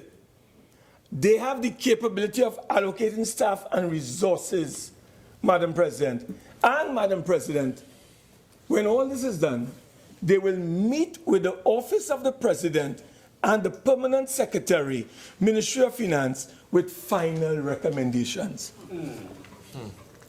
Madam President, this government is seeking to undermine and subvert and to compromise the Office of Procurement Regulation. Madam President, that is what is at stake. It is not only the salary that we are talking about, which we will spend all the time on, because that is important. But we are talking about a situation, Madam President, where the whole process is being hijacked. Madam President, you know what this means? If the minister is getting, and Madam President, as I am on this point, let me tell you who is issuing this procurement document for expressions of interest. It is an Administrative Officer 4, one Mrs. Gillian Harvey of the Ministry of Finance, Level 7, Finance Building, Port of Spain. Madam President, you understand what I'm talking about? Madam President, this is the selection of a recruitment agency for the invitation and review of expressions of interest for the position of procurement regulator / chairman of the board of the Office of Procurement Regulation. And Madam President, not even the permanent secretary, you know. It is an ordinary Administrative 4 officer. It tells you the contempt that the government of this country, Madam President, has for this office called Procurement Regulator and the Procurement Regulation Board, Madam President. That is the contempt that we are demonstrated, that the government is demonstrating in this instance, Madam President. So we want to make it very clear, Madam President, that this proposal that the government has brought here this evening to deal with the determination of salaries and other allowances, Madam President, for the procurement regulator, we are submitting that the government has organized this process in a way to fail. It is designed to fail, Madam President, because how can you, Madam President, in accordance with the law of the country, take from the president of this country these responsibilities, Madam President, you will know, Madam President, under the Act, who is responsible. And it comes, Madam President, under 10, subsection 2 of the procurement law, public procurement and disposal of public property. And I quote, Madam President, the President, Madam President, after consultation with the Prime Minister and the Leader of the Opposition, shall appoint a member as Deputy Chairman of the Board. He shall also appoint all the other officers, including the procurement regulator. Madam President, this particular office holder, Madam President, is so critical to this particular function of procurement regulator that the drafters and framers of the law made it very clear that this particular office holder shall not be subject to the direction and or control of any authority.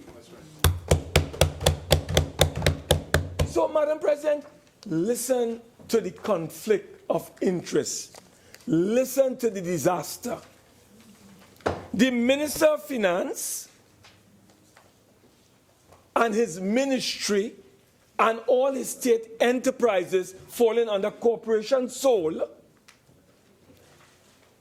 under the law are described as public bodies. All public bodies are accountable and responsible and fall under the jurisdiction of the Procurement Regulation Board. Here we have a situation, Madam President, where the Minister of Finance is subject to the Procurement Regulation Board. He is subject to the procurement regulator. But the minister has set up an agency to recruit the procurement regulator and the officers making up procurement regulation. Madam President, it's a clear conflict of interests. That's why I'm saying the PNM is not interested in making this legislation work. And Madam President, he seemed to be very annoyed with us having the right to debate the terms and conditions of the regulator. The minister dismisses the law by saying it should be subject to negative resolution. So the honorable minister could have done whatever he wanted to do, Madam President. And then if we are lucky to see it in the Gazette, and it comes here, Madam President, we can then come with a negative resolution. Barring that, it escapes us. I am so happy that the People's Partnership made sure that was in the legislation so we could come here and debate that matter, Madam President. I support that fully. And that is a commitment, Madam President, to accountability and to transparency. That is what this thing is about.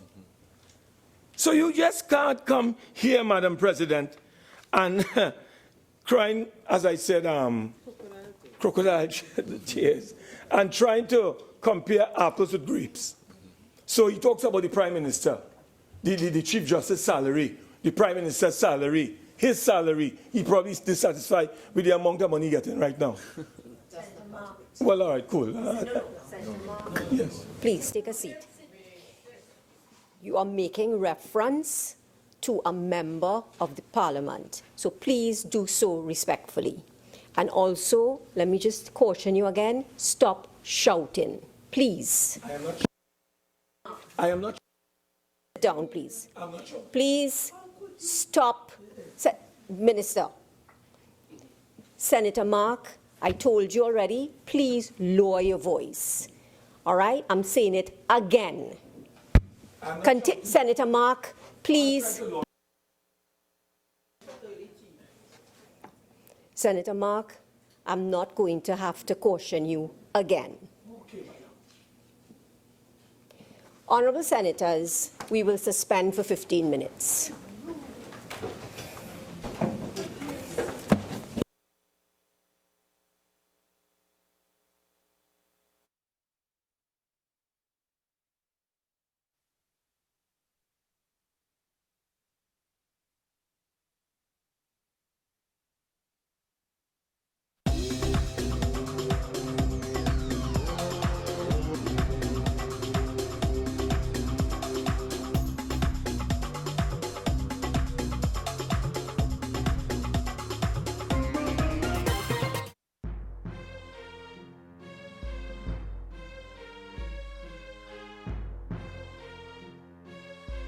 You're viewing the Parliament Channel 11, also broadcasting on 105.5 FM.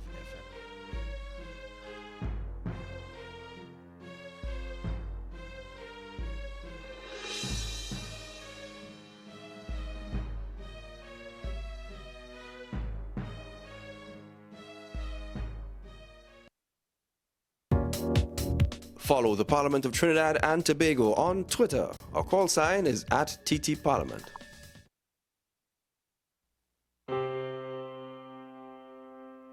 In its glory days, the President's House was one of the finest examples of British colonial architecture in the Caribbean.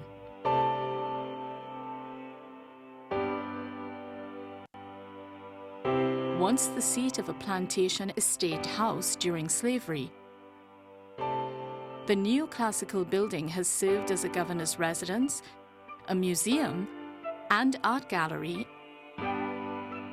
and the home of the President.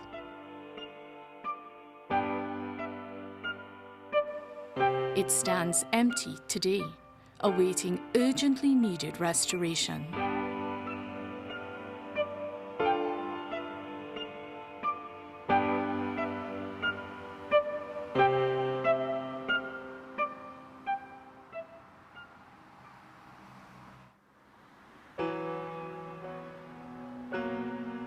The President's House stands on a property which was first purchased by the French-Swiss Péchier family in 1783 through the Cedula of Population.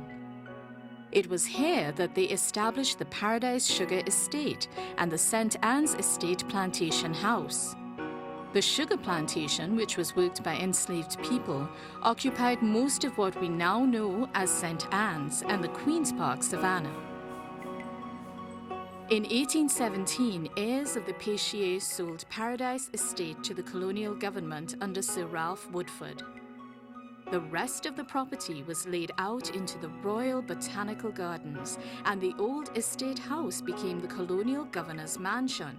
And when the estate was converted away from sugarcane into a public space for the savannah and then the Royal Botanical Gardens, very little survives of that period. So it is easy to forget what Paradise Estate was and what it stood for, and that people lived and died there. We also forget the long legacy of slavery associated with Paradise Estate.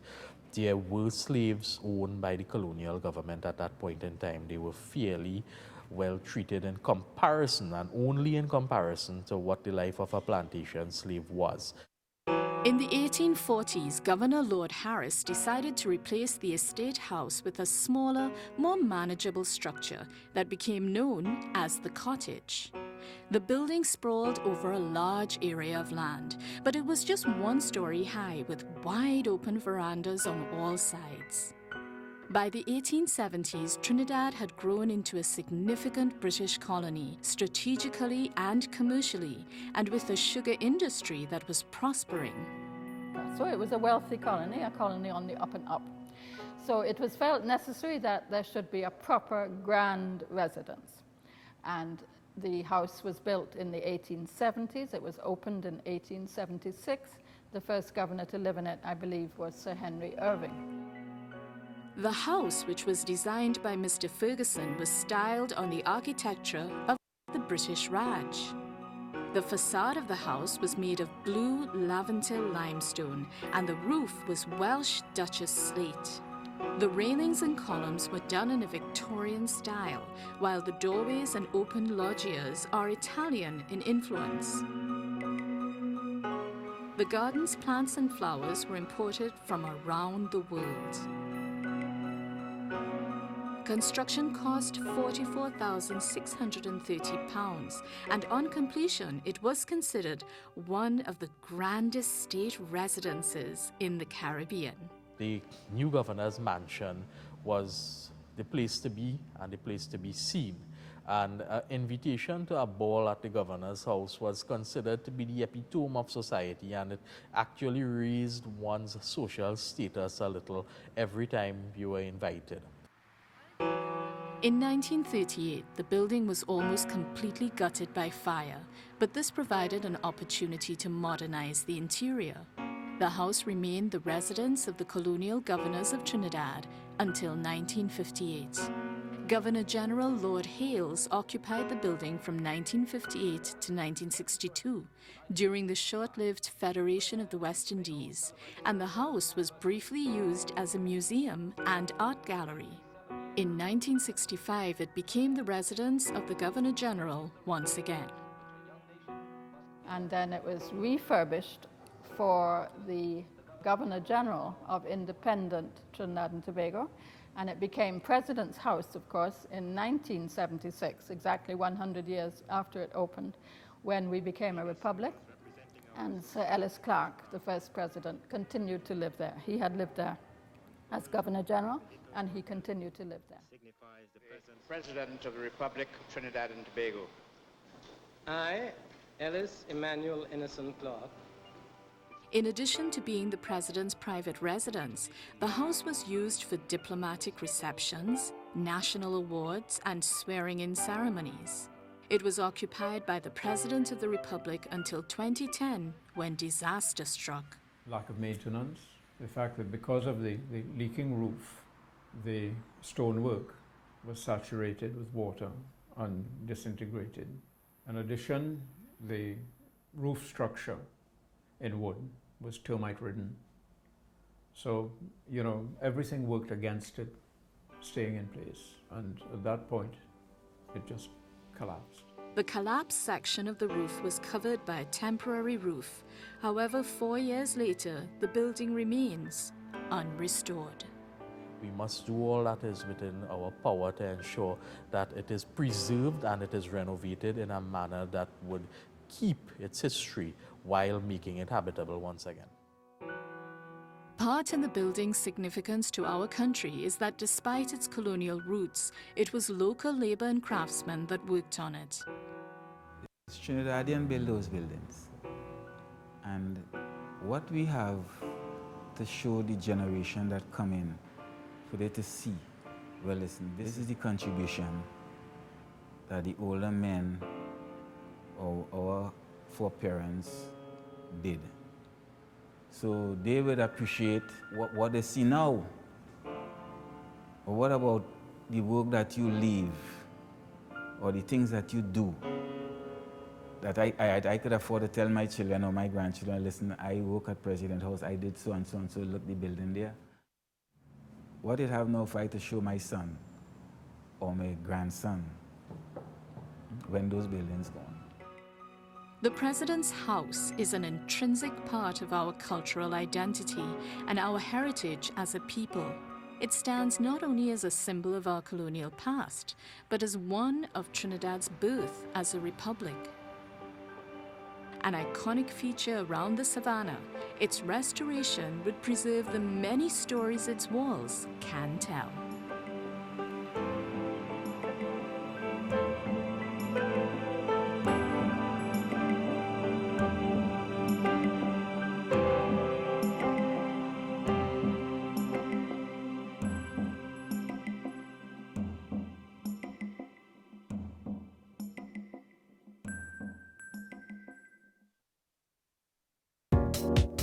Follow the Parliament of Trinidad and Tobago on Twitter. Our call sign is @TTParliament.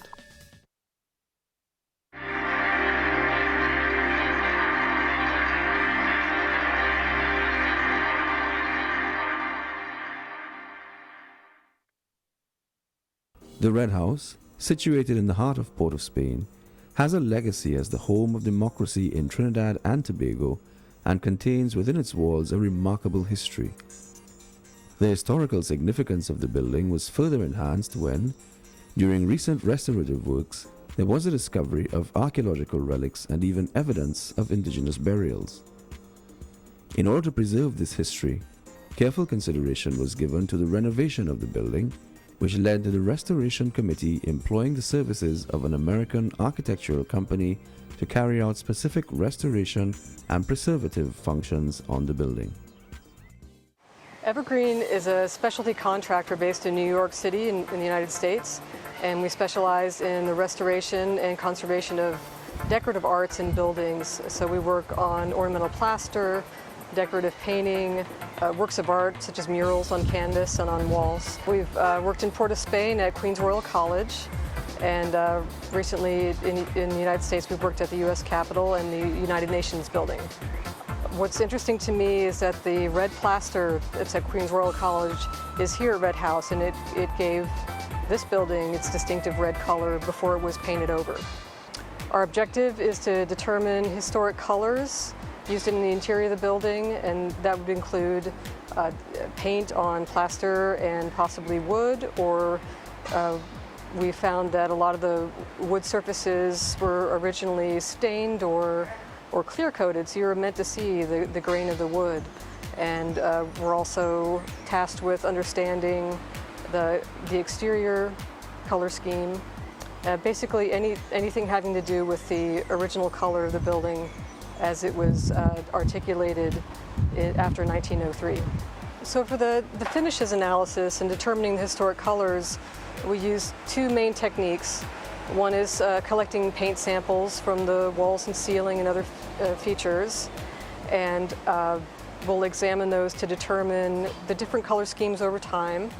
And we also conduct what we call exposure windows in place. And an exposure window is when we remove layers of paint a bit at a time so we can see on the wall what different colors and finishes were placed. Another goal of this project is to preserve the plaster molds that were created previously by Evergreen. In the south chamber, the ceiling was dismantled and the ornamental plaster pieces were cast, meaning we made replica molds, I should say, for those pieces so that in the future we can cast replicas of pieces that have been damaged and then place them back in the south chamber exactly as they were originally. I think the most interesting thing about the Red House to me is the exterior red plaster. The red color you see today is achieved through multiple layers of paint, which has a tendency to fade over time, as any paint will. But the red color that this building has was originally imparted by a very deep red plaster. It's very beautiful material. The next step for me is I examine the paint samples under the microscope and I cut them in cross-section, and that way I can see the paint layers one over the other, so I can determine what colors were used over time in the Red House. The Red House Restoration Project has uncovered many findings, and the team at Evergreen's own meticulous investigation will add to the details that will help in restoring the Red House to its former majesty.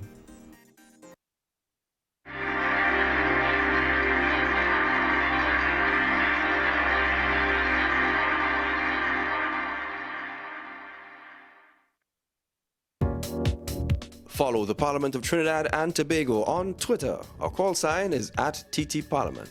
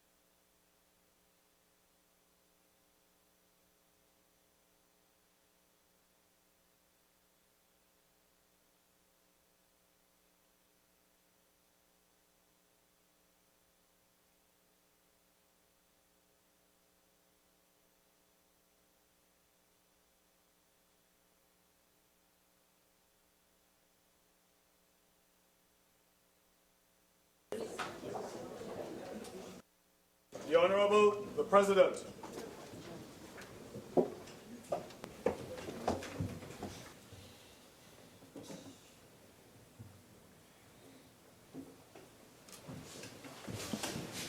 Senator Mark, you have 12 more minutes.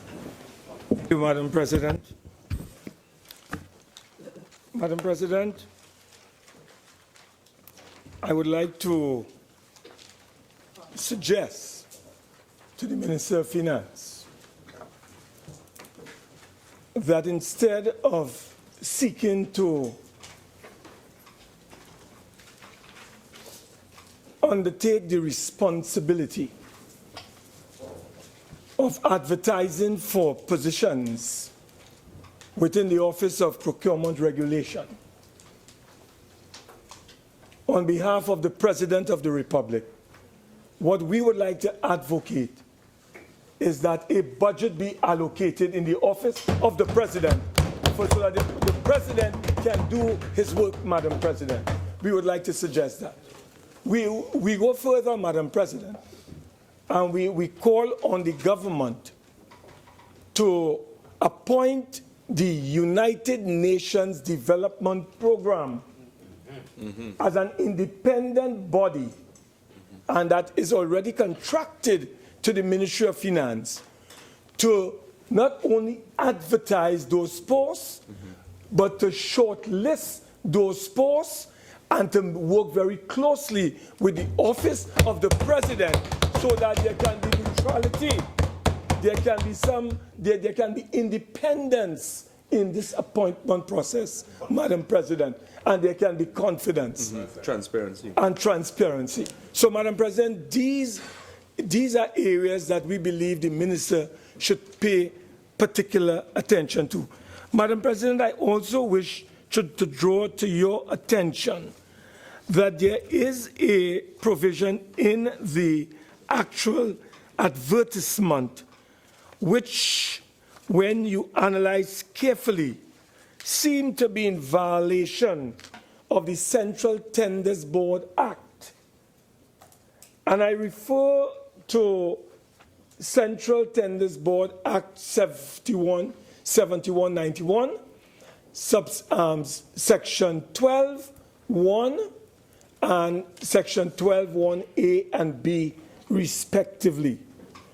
I do not believe that the RFP is in conformity with the present Central Tenders Board regulations, specifically with respect to the limits set on the permanent secretaries or on an officer under the particular regulations that I've quoted, which is Regulation 12(1)(a) and (b). Madam President, it is to be noted that the RFP is not signed by the permanent secretary. It is signed by the Director of Corporate Services, and questions from aspirants are to be addressed to an administrative officer for.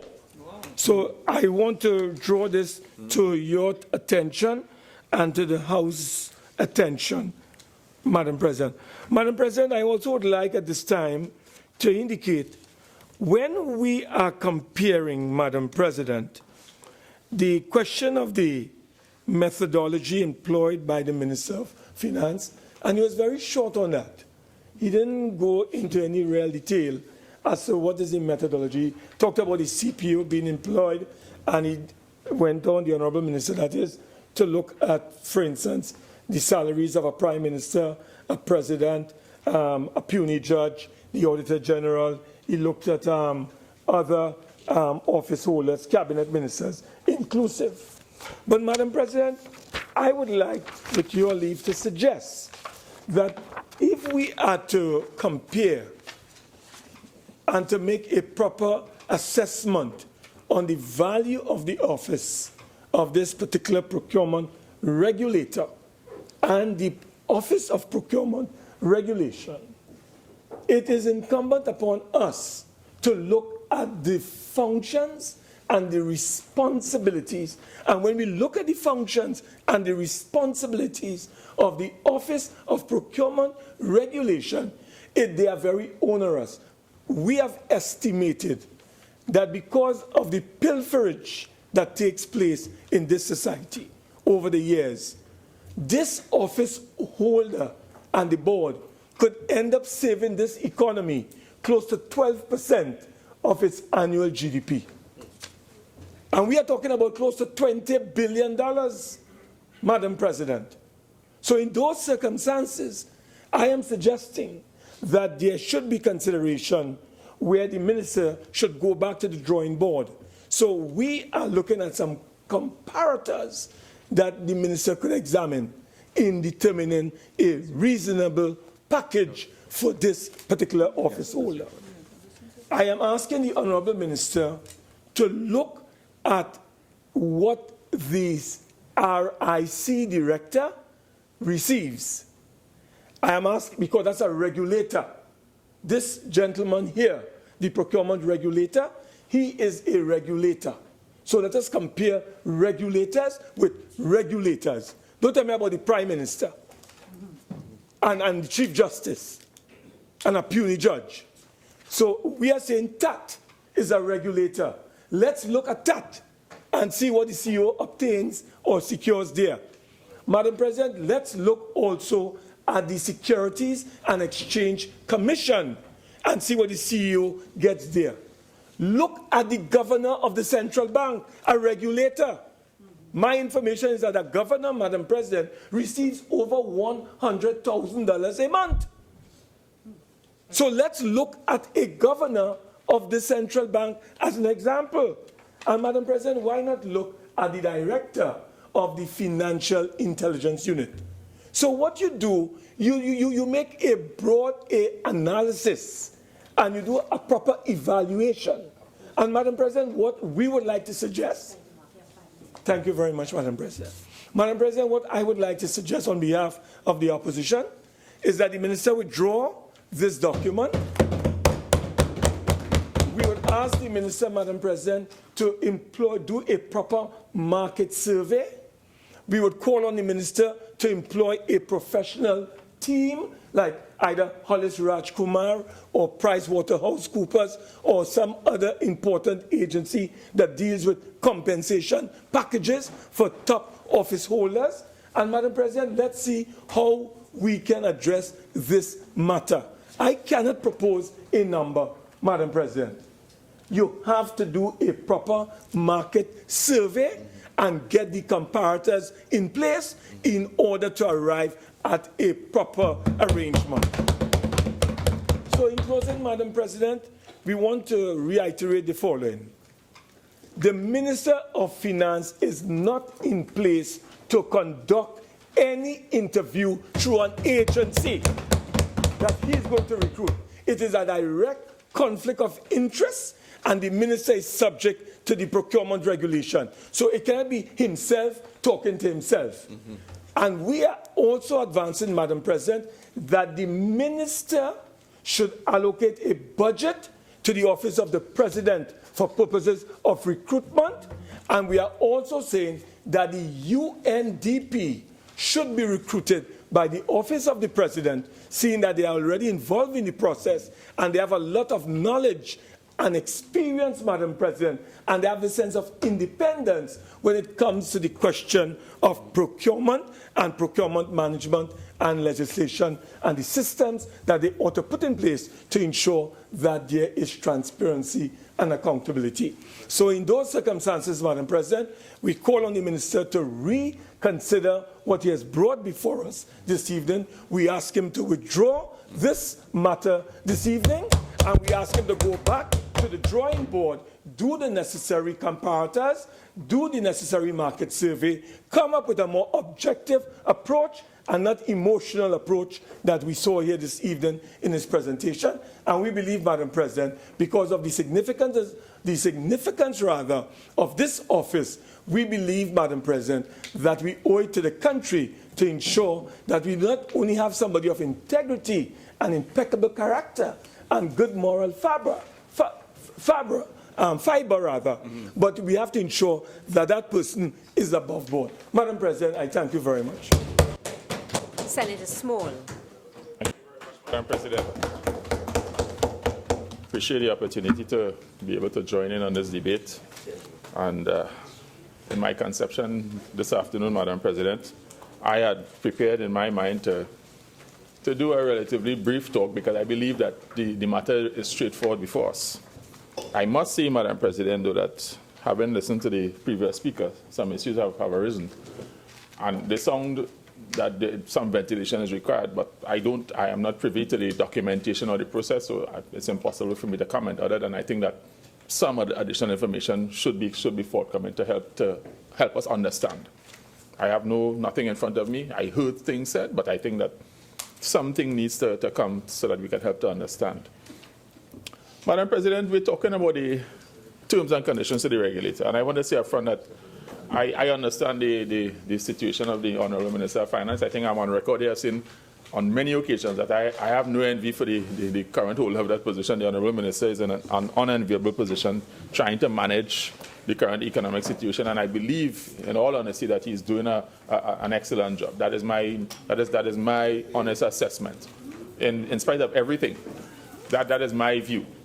It still doesn't change the fact that I disagree with several things that the Honourable Minister said, but I come from the good school, Madam President. I have learned to disagree respectfully.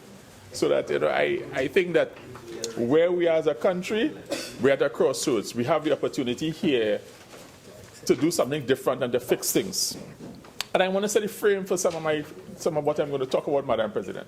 My frame is that I think I'm on record here in this Parliament. I've said on more than one occasion, public officials are grossly underpaid.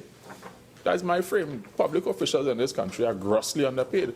And successive administrations have grappled with it because of the public furor and all the various public speakers.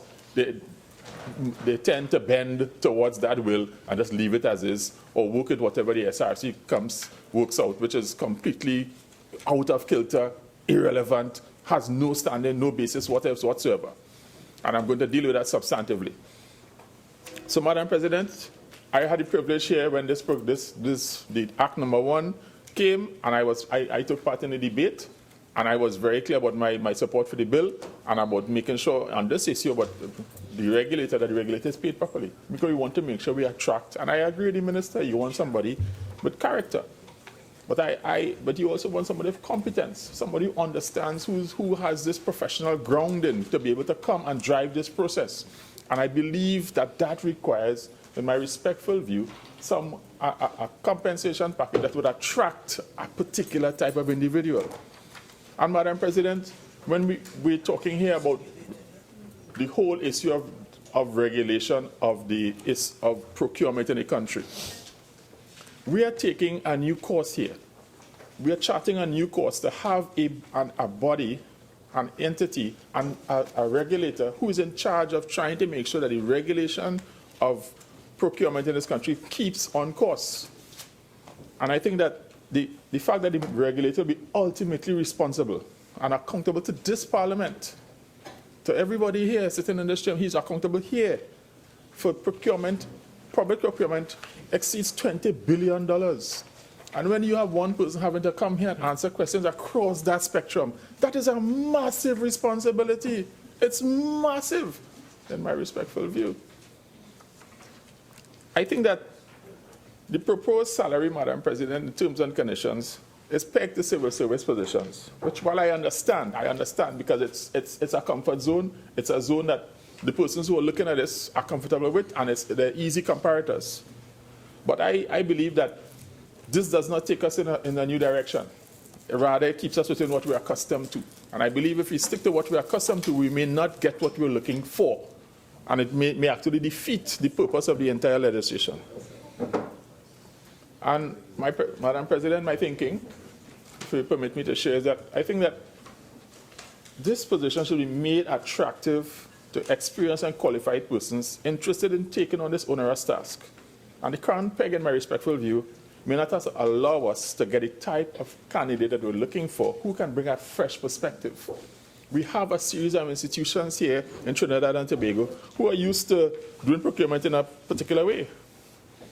And that way tends to not be correct in some instances. Madam President, I come here and I say every day I come here, I try to give my best, try to see where there's things that I have the opportunity to comment on or drive a process, I try to give of my best. Madam President, my own experiences here in this Parliament, inquiring into the procurement practices of state enterprises, in some cases, has revealed a deeply entrenched subculture of deceit and corruption, all with the aim of personal enrichment at the cost of the taxpayers. Persons are in these entities, some of them, their entire ethos is about trying to make sure they themselves and their circle are enriched. And if they pay the persons who are funding that bill, me, you, and everyone else in this bill, and everybody working in the street, people go to work with that whole objective to steal. And why? They continue to do it and they get away scot-free. The really disturbing part about this culture of corrupt practices, Madam President, in procurement is that many of the individuals seem to think that they are not doing anything wrong.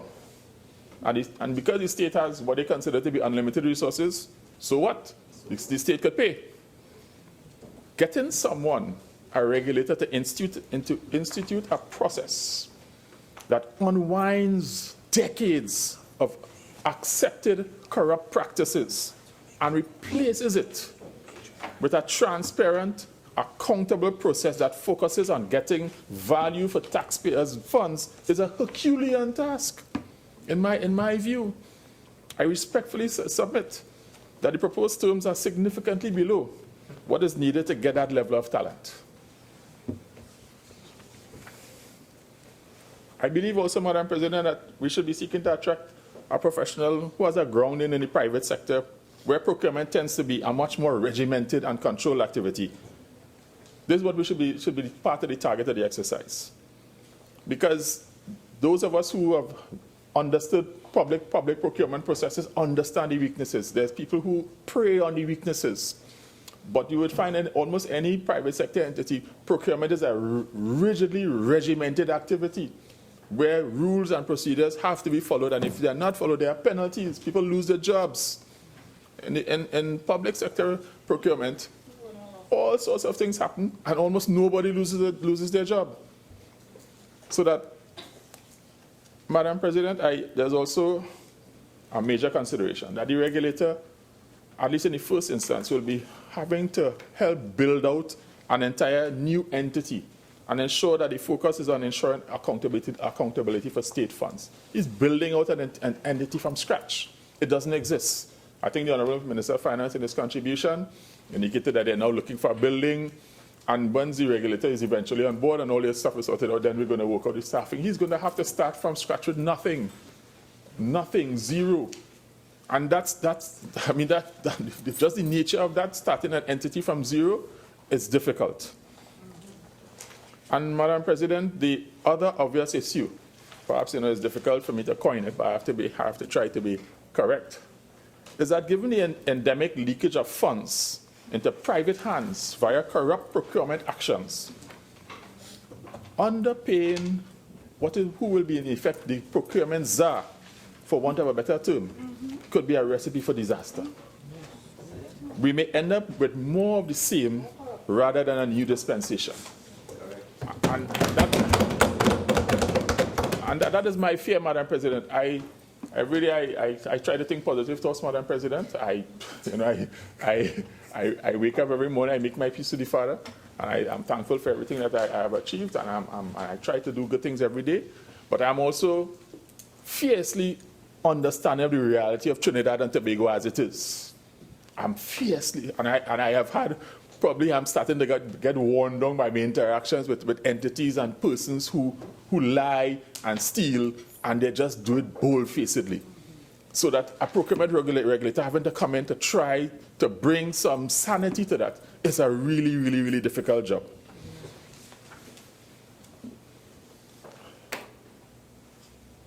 Madam President, the procurement regulator's mandate is to review procurement of all state purchasing entities and make recommendations for improvement where appropriate, review complaints from potential suppliers in respect of procurement for goods, review complaints from the administration of contracts, and ensure the provision of alternative dispute resolution. I mean, it's a wide range of activities that this person there's one person who's ultimately responsible for. As with any entity, there will maybe people who are helping him do things, but the ultimate responsibility rests with the regulator.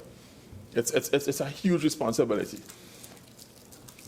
Madam President, the procurement regulator, in my view, is responsible for making a positive and substantial contribution to openness, fairness, and integrity of the procurement system by providing a neutral, independent mechanism for ongoing review of the procurement practices of government departments and all other entities, and for addressing the various complaints. This is a massive responsibility, and I posit that the proposed remuneration arrangements are inadequate to attract that type of person.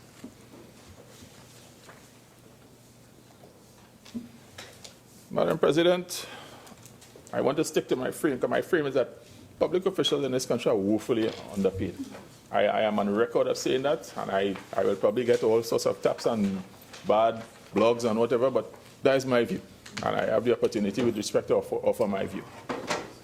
As I have advocated on more than one occasion, the salary levels of the members of the judiciary, in my view, and based on comparisons around the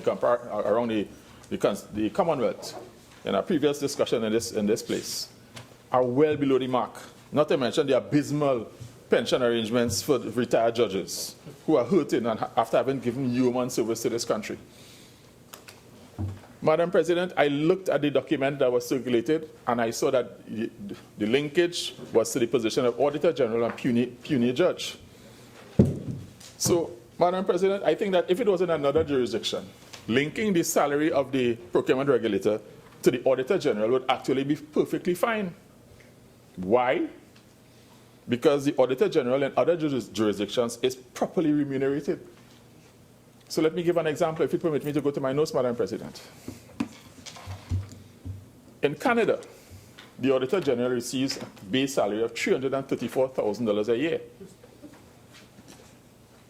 By comparison, the Prime Minister of Canada's salary is $170,000 a year. In the UK, the Comptroller, this is called the Comptroller and Auditor General, earns £215,000 a year. And the Prime Minister, his base salary is £149,000 a year. And I dove through the website, and one of the reasons is that these are specialist positions requiring persons of extreme talent to come to drive a key government process, so that there's no linkage to random positions. You try to attract the talent, and then you pay what the market is calling for you to get that talent. And I'm not saying that we are able to do these kinds of numbers, but what I say, the principle that has been applied in other places who try to get things working is that they understand that to get people in specialized positions to perform specialized large tasks, you need to be able to remunerate them properly. What the Prime Minister gets is irrelevant to that discussion. Yeah. A knock-on of that, Madam President, let's say, for the sake of argument, the motion goes as is, and the procurement regulator starts at a base salary of $50,000. And then he has to recruit senior auditors. Here's what could happen, Madam President. The procurement regulator might find himself in the awkward position of having to pay senior professional staff higher levels than his own to attract the skilled and experienced persons needed to get the job done. Perhaps we need to understand what a senior auditor goes for in Trinidad and Tobago, and I can tell you $50,000 is not going to cut it. I operate in the real world, in the real market, and a $50,000 base salary, if I see a senior auditor, they would just look around at you and say, well, at least in the private sector, that's not money, it's gas money. So that I don't want us to be, I don't expect the, gas money is an extraneous term. But the point I'm going to, Madam President, is that I believe that by keeping it at this level, you may find that the regulator finds itself in a very awkward position. You may have to hire his juniors and pay them more than what he's earning. And so that $50,000 base salary starting, I understand the total package about $85,000. Not nowhere near. Nowhere near. I respectfully argue, Madam President, that the Office of Procurement Regulator is singular. It's only one. It has demanding responsibilities and is invested with a high degree of autonomy. and requires a multiple of the base to which is now being proposed. I didn't say, and what that number is, it was not often I would always say that I have to be careful in agreeing with my colleague in the opposition, but I think Senator Mark hit on something that I'm going to talk to later, and I agree totally, that there needs to be some professionalism attached to the exercise of how we calculate this number. It can't be looking at true civil service position and then attaching a peg. I'm not enamored of that approach.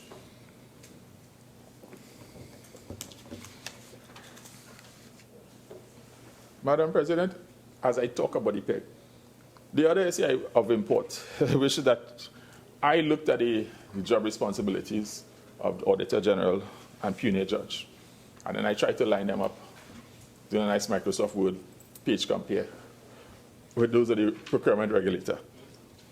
There's almost zero correlation. It seems to be they're completely unrelated. And it seems to be a revision of the approach taken by the, I hope to soon be disbanded Salaries Review Commission.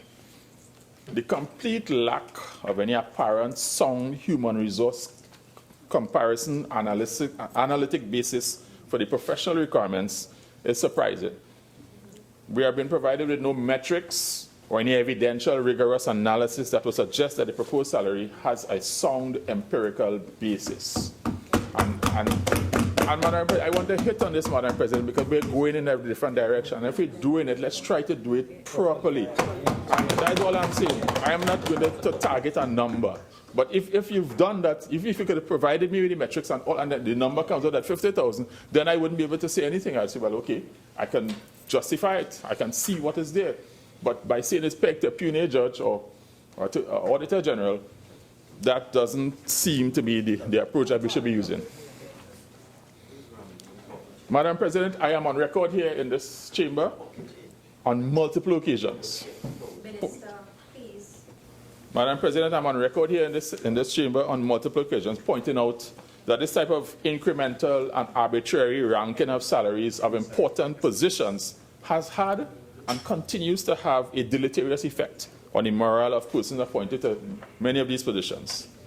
The history of unscientific salary adjustments or determination. Honourable Senators, I am listening very intently to Senator Small, and I ask that everyone else do the same and do it in silence. Senator Small, continue. Thank you very much, Madam President. It's not often I have to get your protection, but I'm always thankful for it. I appreciate it very much.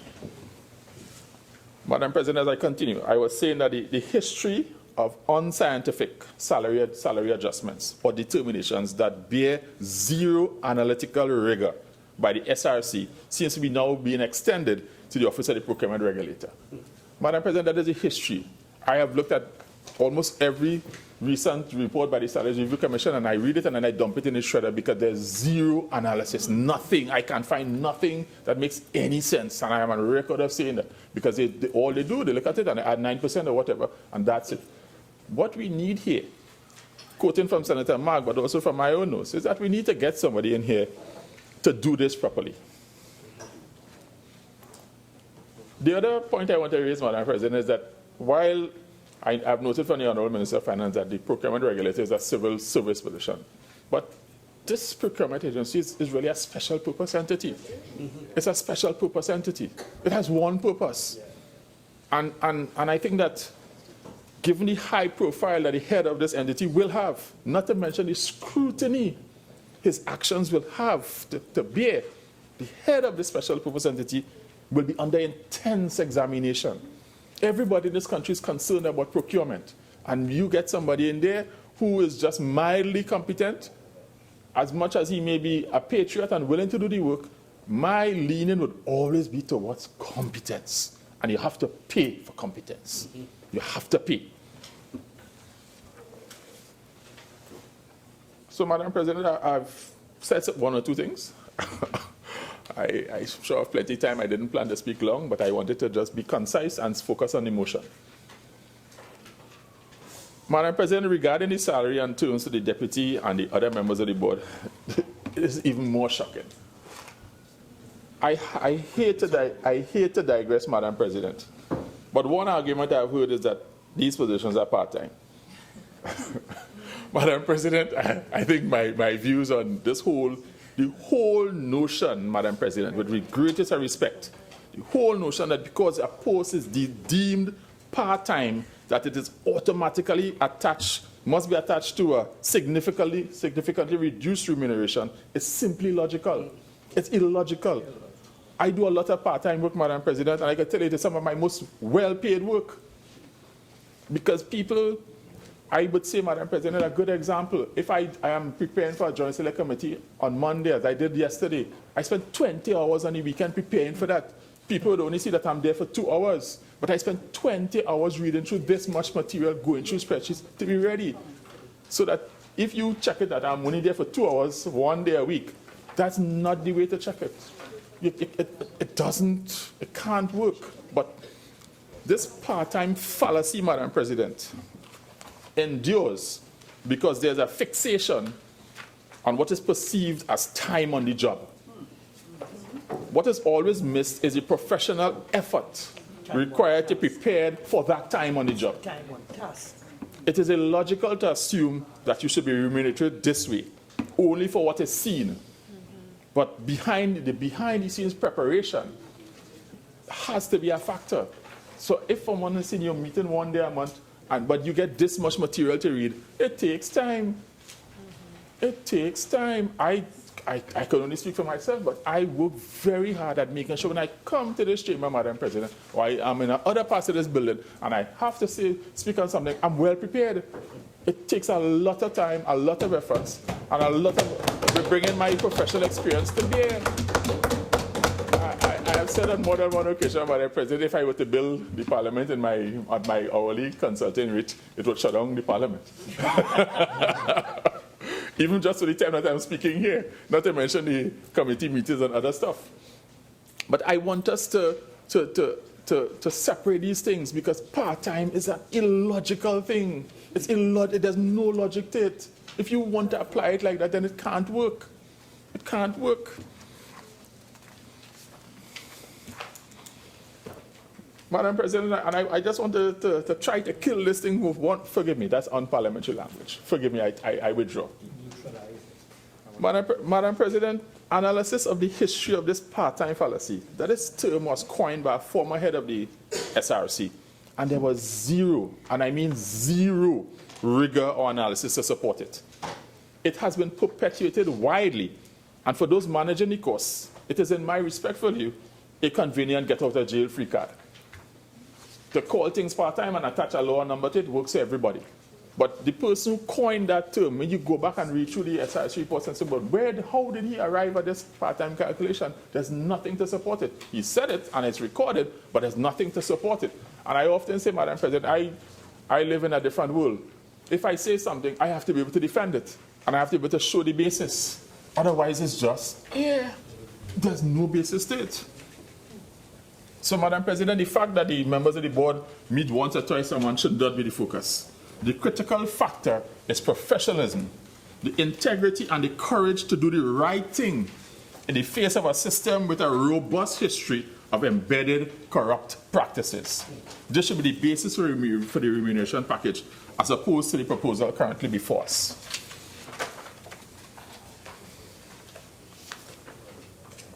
Madam President, as I had alluded to as I begin to wind up my very short, but I hope very concise presentation on this issue, I want to say I understand the challenge of the Minister of Finance, but I also am of the view that we are trying to do something, that we're charting a different course. We're trying to set the stage for an entity here that will effectively change the way in which we do business in Trinidad and Tobago. The impact of this procurement office through the regulator could be huge. It could have a huge impact. It could allow the Minister of Finance to stop worrying whether his hair will get more grey because the savings on procurement could be massive. But we have to make sure that we try to get an individual of the correct competence. And I agree with the Minister that he needs somebody with character. Otherwise, you're going to get challenges. You're going to end up with some of the problems we have now.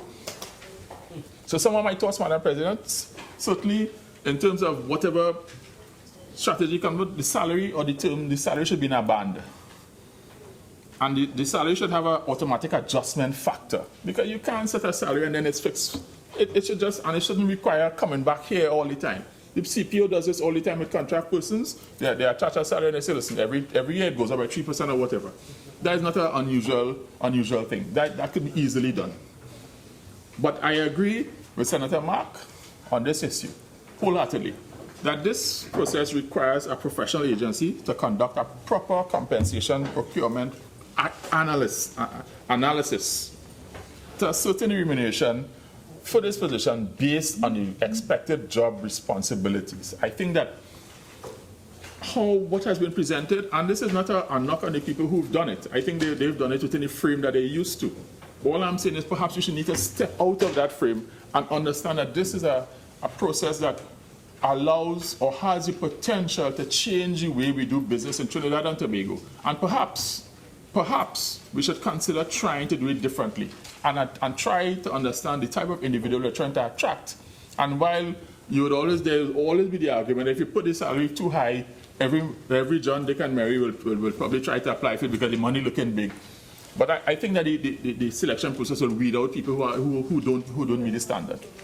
I am not necessarily very worried about that. What I'm worried about is we put in or agreeing to have a number in there in terms of what the procurement regulator is going to earn that really and truly will not allow us to get somebody the professional competence that is required, the experience.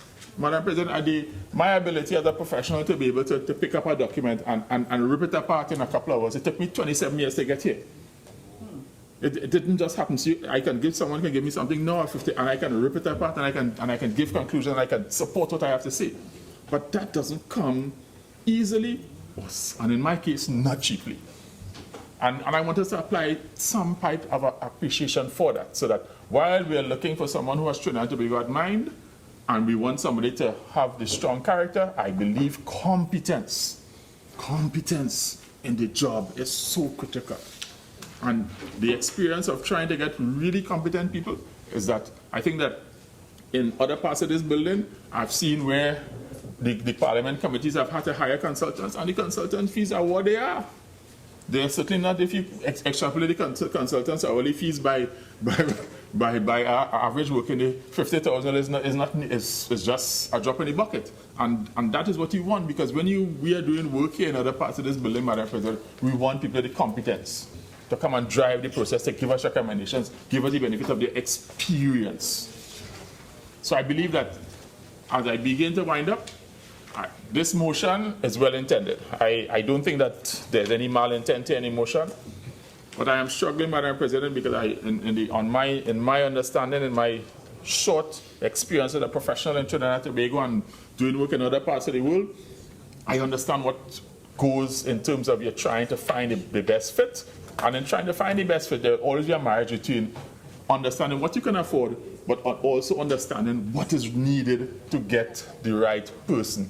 So you always have to look at what you can afford, but then you have to look at what is really needed. And I think that is where we need, in my respectful view, to have a proper independent party or external. There's lots of them, Roger, HRC.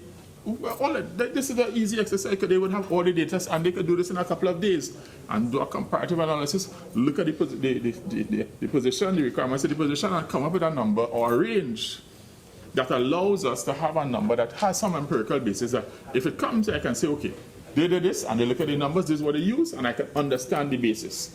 What has been prepared for us, I'm not comfortable with it, but again, I am only one voice. And I want to be able to say that I understand the challenges, but I've had the privilege of expressing my view. And now that I've finished expressing my view, I want to thank you for the opportunity to speak, Madam President. Minister of Agriculture, Land and Fisheries.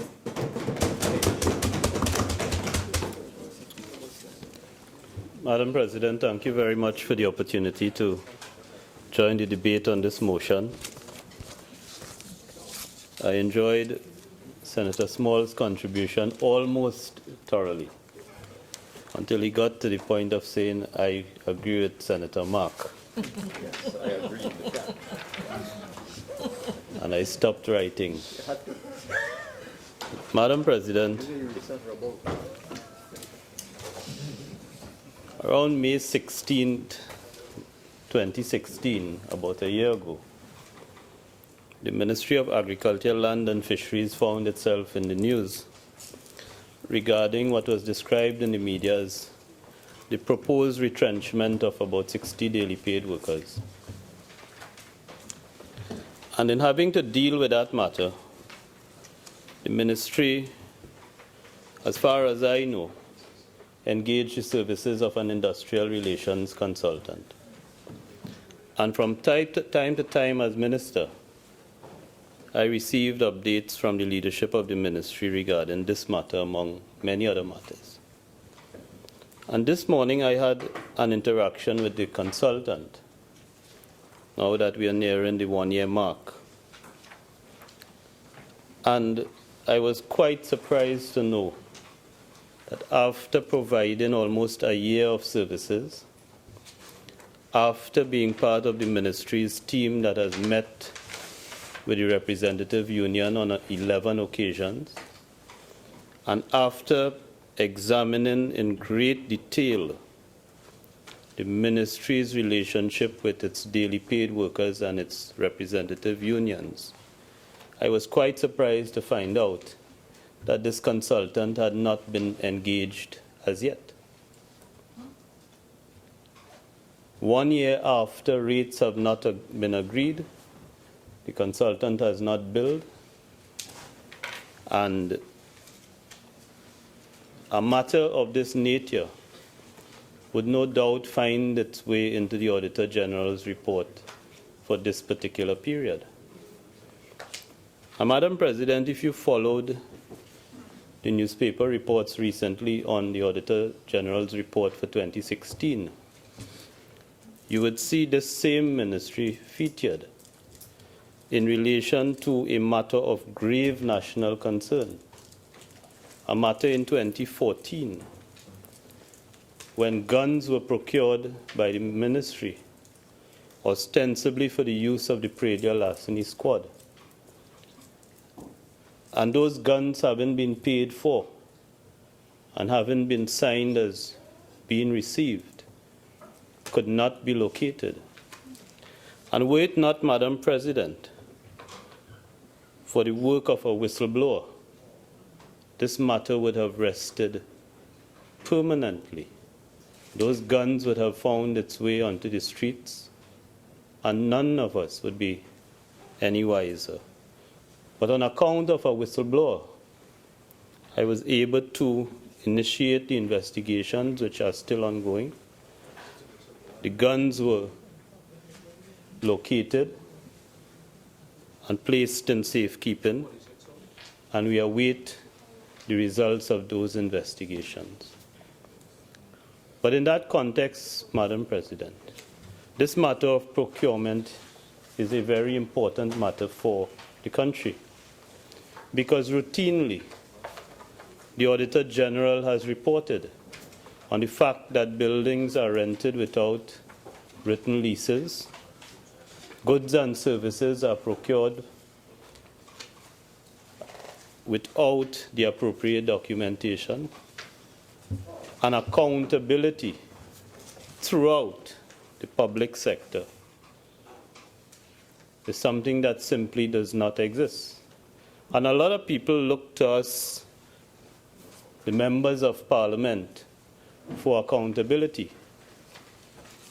without recognizing that the responsibility in the public sector rests in the hands of public servants.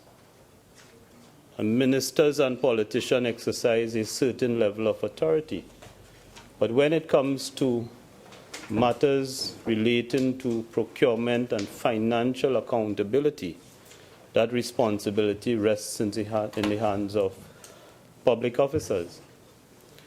And this legislation, long in making, makes particular officers accountable, and not just accountable in the sense of the risk of job loss, but accountable in the sense of facing potential criminal prosecution prison time, and hefty fines. So it is in that context the Minister of Finance brings this motion. And this motion, Madam President, as I often say, sometimes in the debates it's often about something else. And this motion essentially has three elements which the Minister of Finance directs our attention to. And the first is that under Section 11(9) of the Public Procurement and Disposal of Public Property Act 2015, the salaries and allowances of the procurement regulator and members of the board of the Office of the Procurement Regulation shall be determined by the Minister of Finance, subject to the approval of the Parliament. And whether we agree or disagree, or we have views on how else we could determine the salaries and allowances, the motion sets out the authority upon which the Minister of Finance brings this motion. And that authority is rooted in the legislation which was passed by this Parliament. And it is rooted in Section 11(9), and it gives to the Minister of Finance the responsibility to determine the salaries and allowances which are the subject of this motion. And the Minister of Finance, acting in accordance with Section 11(9), has produced a report. And that report has been laid in this House. And on the basis of that report, and in accordance with the Minister's power under 11(9), we are asked to approve the salaries and allowances contained in that report. And that is simply what this motion sets out to do. This is not the moment, Madam President, and I draw reference to my contribution on the retirement allowances for senators. This is not the moment when we debate the continued relevance of the Salaries Review Commission. This is not the moment when we debate the issue of part-time and full-time employment. In fact, in that debate, I said that's a matter for the Salaries Review Commission. What is before us is the exercise of the authority under 11(9) of the Minister of Finance, a report that sets out salaries and allowances, and a request to this House that we approve the motion put forward by the Minister. Madam President, this is an important motion, and it is a further step in giving life to this procurement regime that we have longed for. I don't need to trace the history of the legislation. It's gone through a robust joint select committee process. We've all had the opportunity to debate. We had an opportunity to amend the legislation to deal with the term of office of the procurement regulator. And today, we are called upon to deal with the issue of compensation. Because when one reads the act is very clear. Fundamental to the operation of the procurement regime is the creation and operationalization of the Office of the Procurement Regulator. And once we go through this process of fixing the compensation, and once we go through the process that is set out in the legislation for the recruitment, and once the procurement regulator is in place, the legislation can be brought to life so that we can protect the interests of the taxpayers of this country. So this motion is fundamental to the movement forward. We've done the heavy lifting already. And what is before us is a simple determination of whether the motion put forward by the Minister of Finance is acceptable to this House so that we can move forward. And the motion sets out, in defense of the motion, the Minister of Finance has offered some comparators. And Madam President, we can tour the universe in search of comparators. We can argue that the Petrotrin CEO's compensation, president compensation, or the CEO of NIDCO, we could argue various comparators.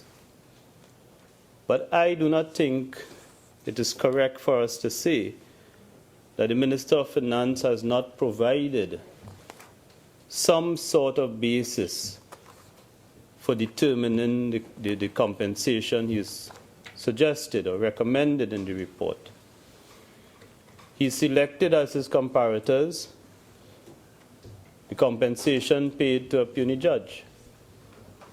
And he suggested other comparators. And again, we may argue up and we may argue down. But Section 11(9) gives the Minister of Finance the responsibility for determining the compensation, the salaries and the allowances. And he's done so in the context of certain parameters and certain levels of compensation that are well known to us.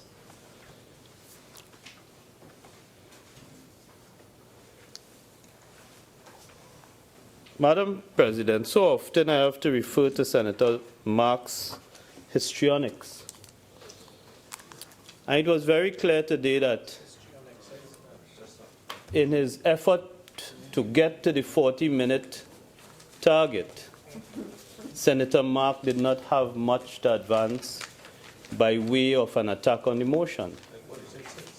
And so he roamed beyond into the recruitment. And I saw something brought to my desk relating to the recruitment, into the recruitment process and the choices of persons who were part of or will be part of, and all over.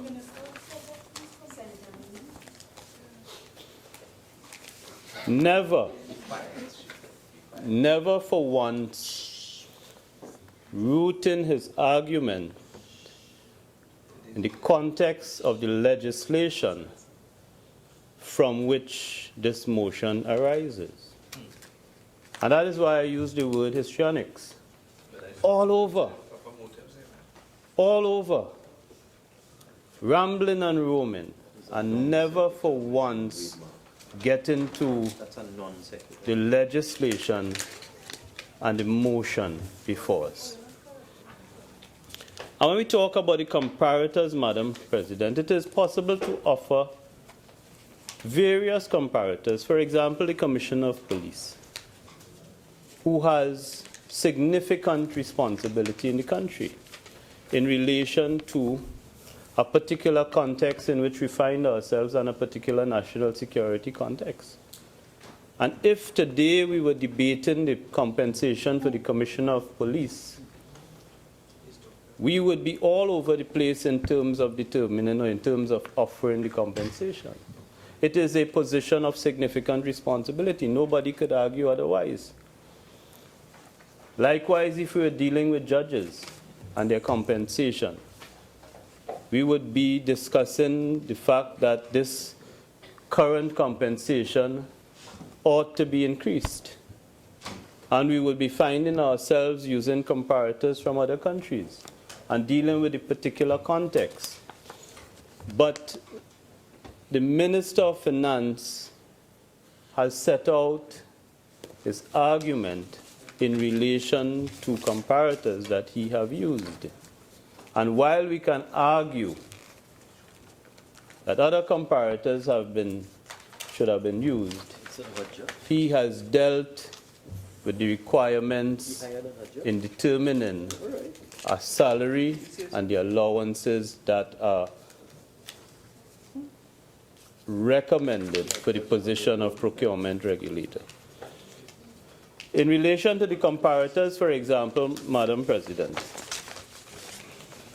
of all that I've heard and even the ones that I've talked about, to me, no office in this country has the level of responsibility, for example, of the executive director of the FIU. When you consider the role and responsibility and the gravity of matters that cross the desk of the executive director of the FIU, the FIU should be paid $1 billion. The FIU head should be paid $1 billion. I think so. When you go, Madam President, when you go to the 2016 report of the FIU, and you see, for example, that of the 730, there were 739 suspicious transactions reported. A total value of $805 million. And that was a low year, by the way, Madam President. When you look at those transactions, 739, they can be broken into two categories. One category deals with completed transactions. Those were transactions deemed to be suspicious in relation to money laundering, terrorist financing, or some other of the activities covered by the FIU. And there were 685 transactions in that category. And the average value of one of those transactions was $685,000. What it means when you look at the compensation for the head of the FIU, the executive director, it means that one suspicious transaction reported to the FIU exceeded the value of the director's compensation for a year. And all it requires is that the director overlooks a few of those transactions, if a director of the FIU was so minded. And it is even far more significant when you look at transactions which were not completed, transactions which did not go through. And in that 2016 report, there were 54 transactions which were not completed. And the average value of each transaction that was not completed was $6.3 million. Those are transactions which are to be investigated by the FIU under the watch of the executive director. So we're dealing with, when you look at the period 2011 to 2016, the FIU received approximately $4 billion in suspicious transaction reports. On average, between the 60-month period 2011 to 2016, the FIU received, on average, suspicious transaction reports to the tune of $70 million a month. So that is significant. Those numbers are very significant. And we can make an argument for the holder of that office to be compensated in relation to the responsibility, the trust, and the level of transactions being dealt with. But no argument like that has been advanced. The compensation of the head of the FIU is based on comparators within the public service. It is rooted in the existing compensation of comparable positions. It is not related to the value of the transactions. It is not related to the risks involved. Thank you. Honourable Senators, at this juncture, we will suspend for 30 minutes and we will resume at 5 p.m. May I just encourage members to return promptly at 5 p.m. A quorum in the Senate is 10 members.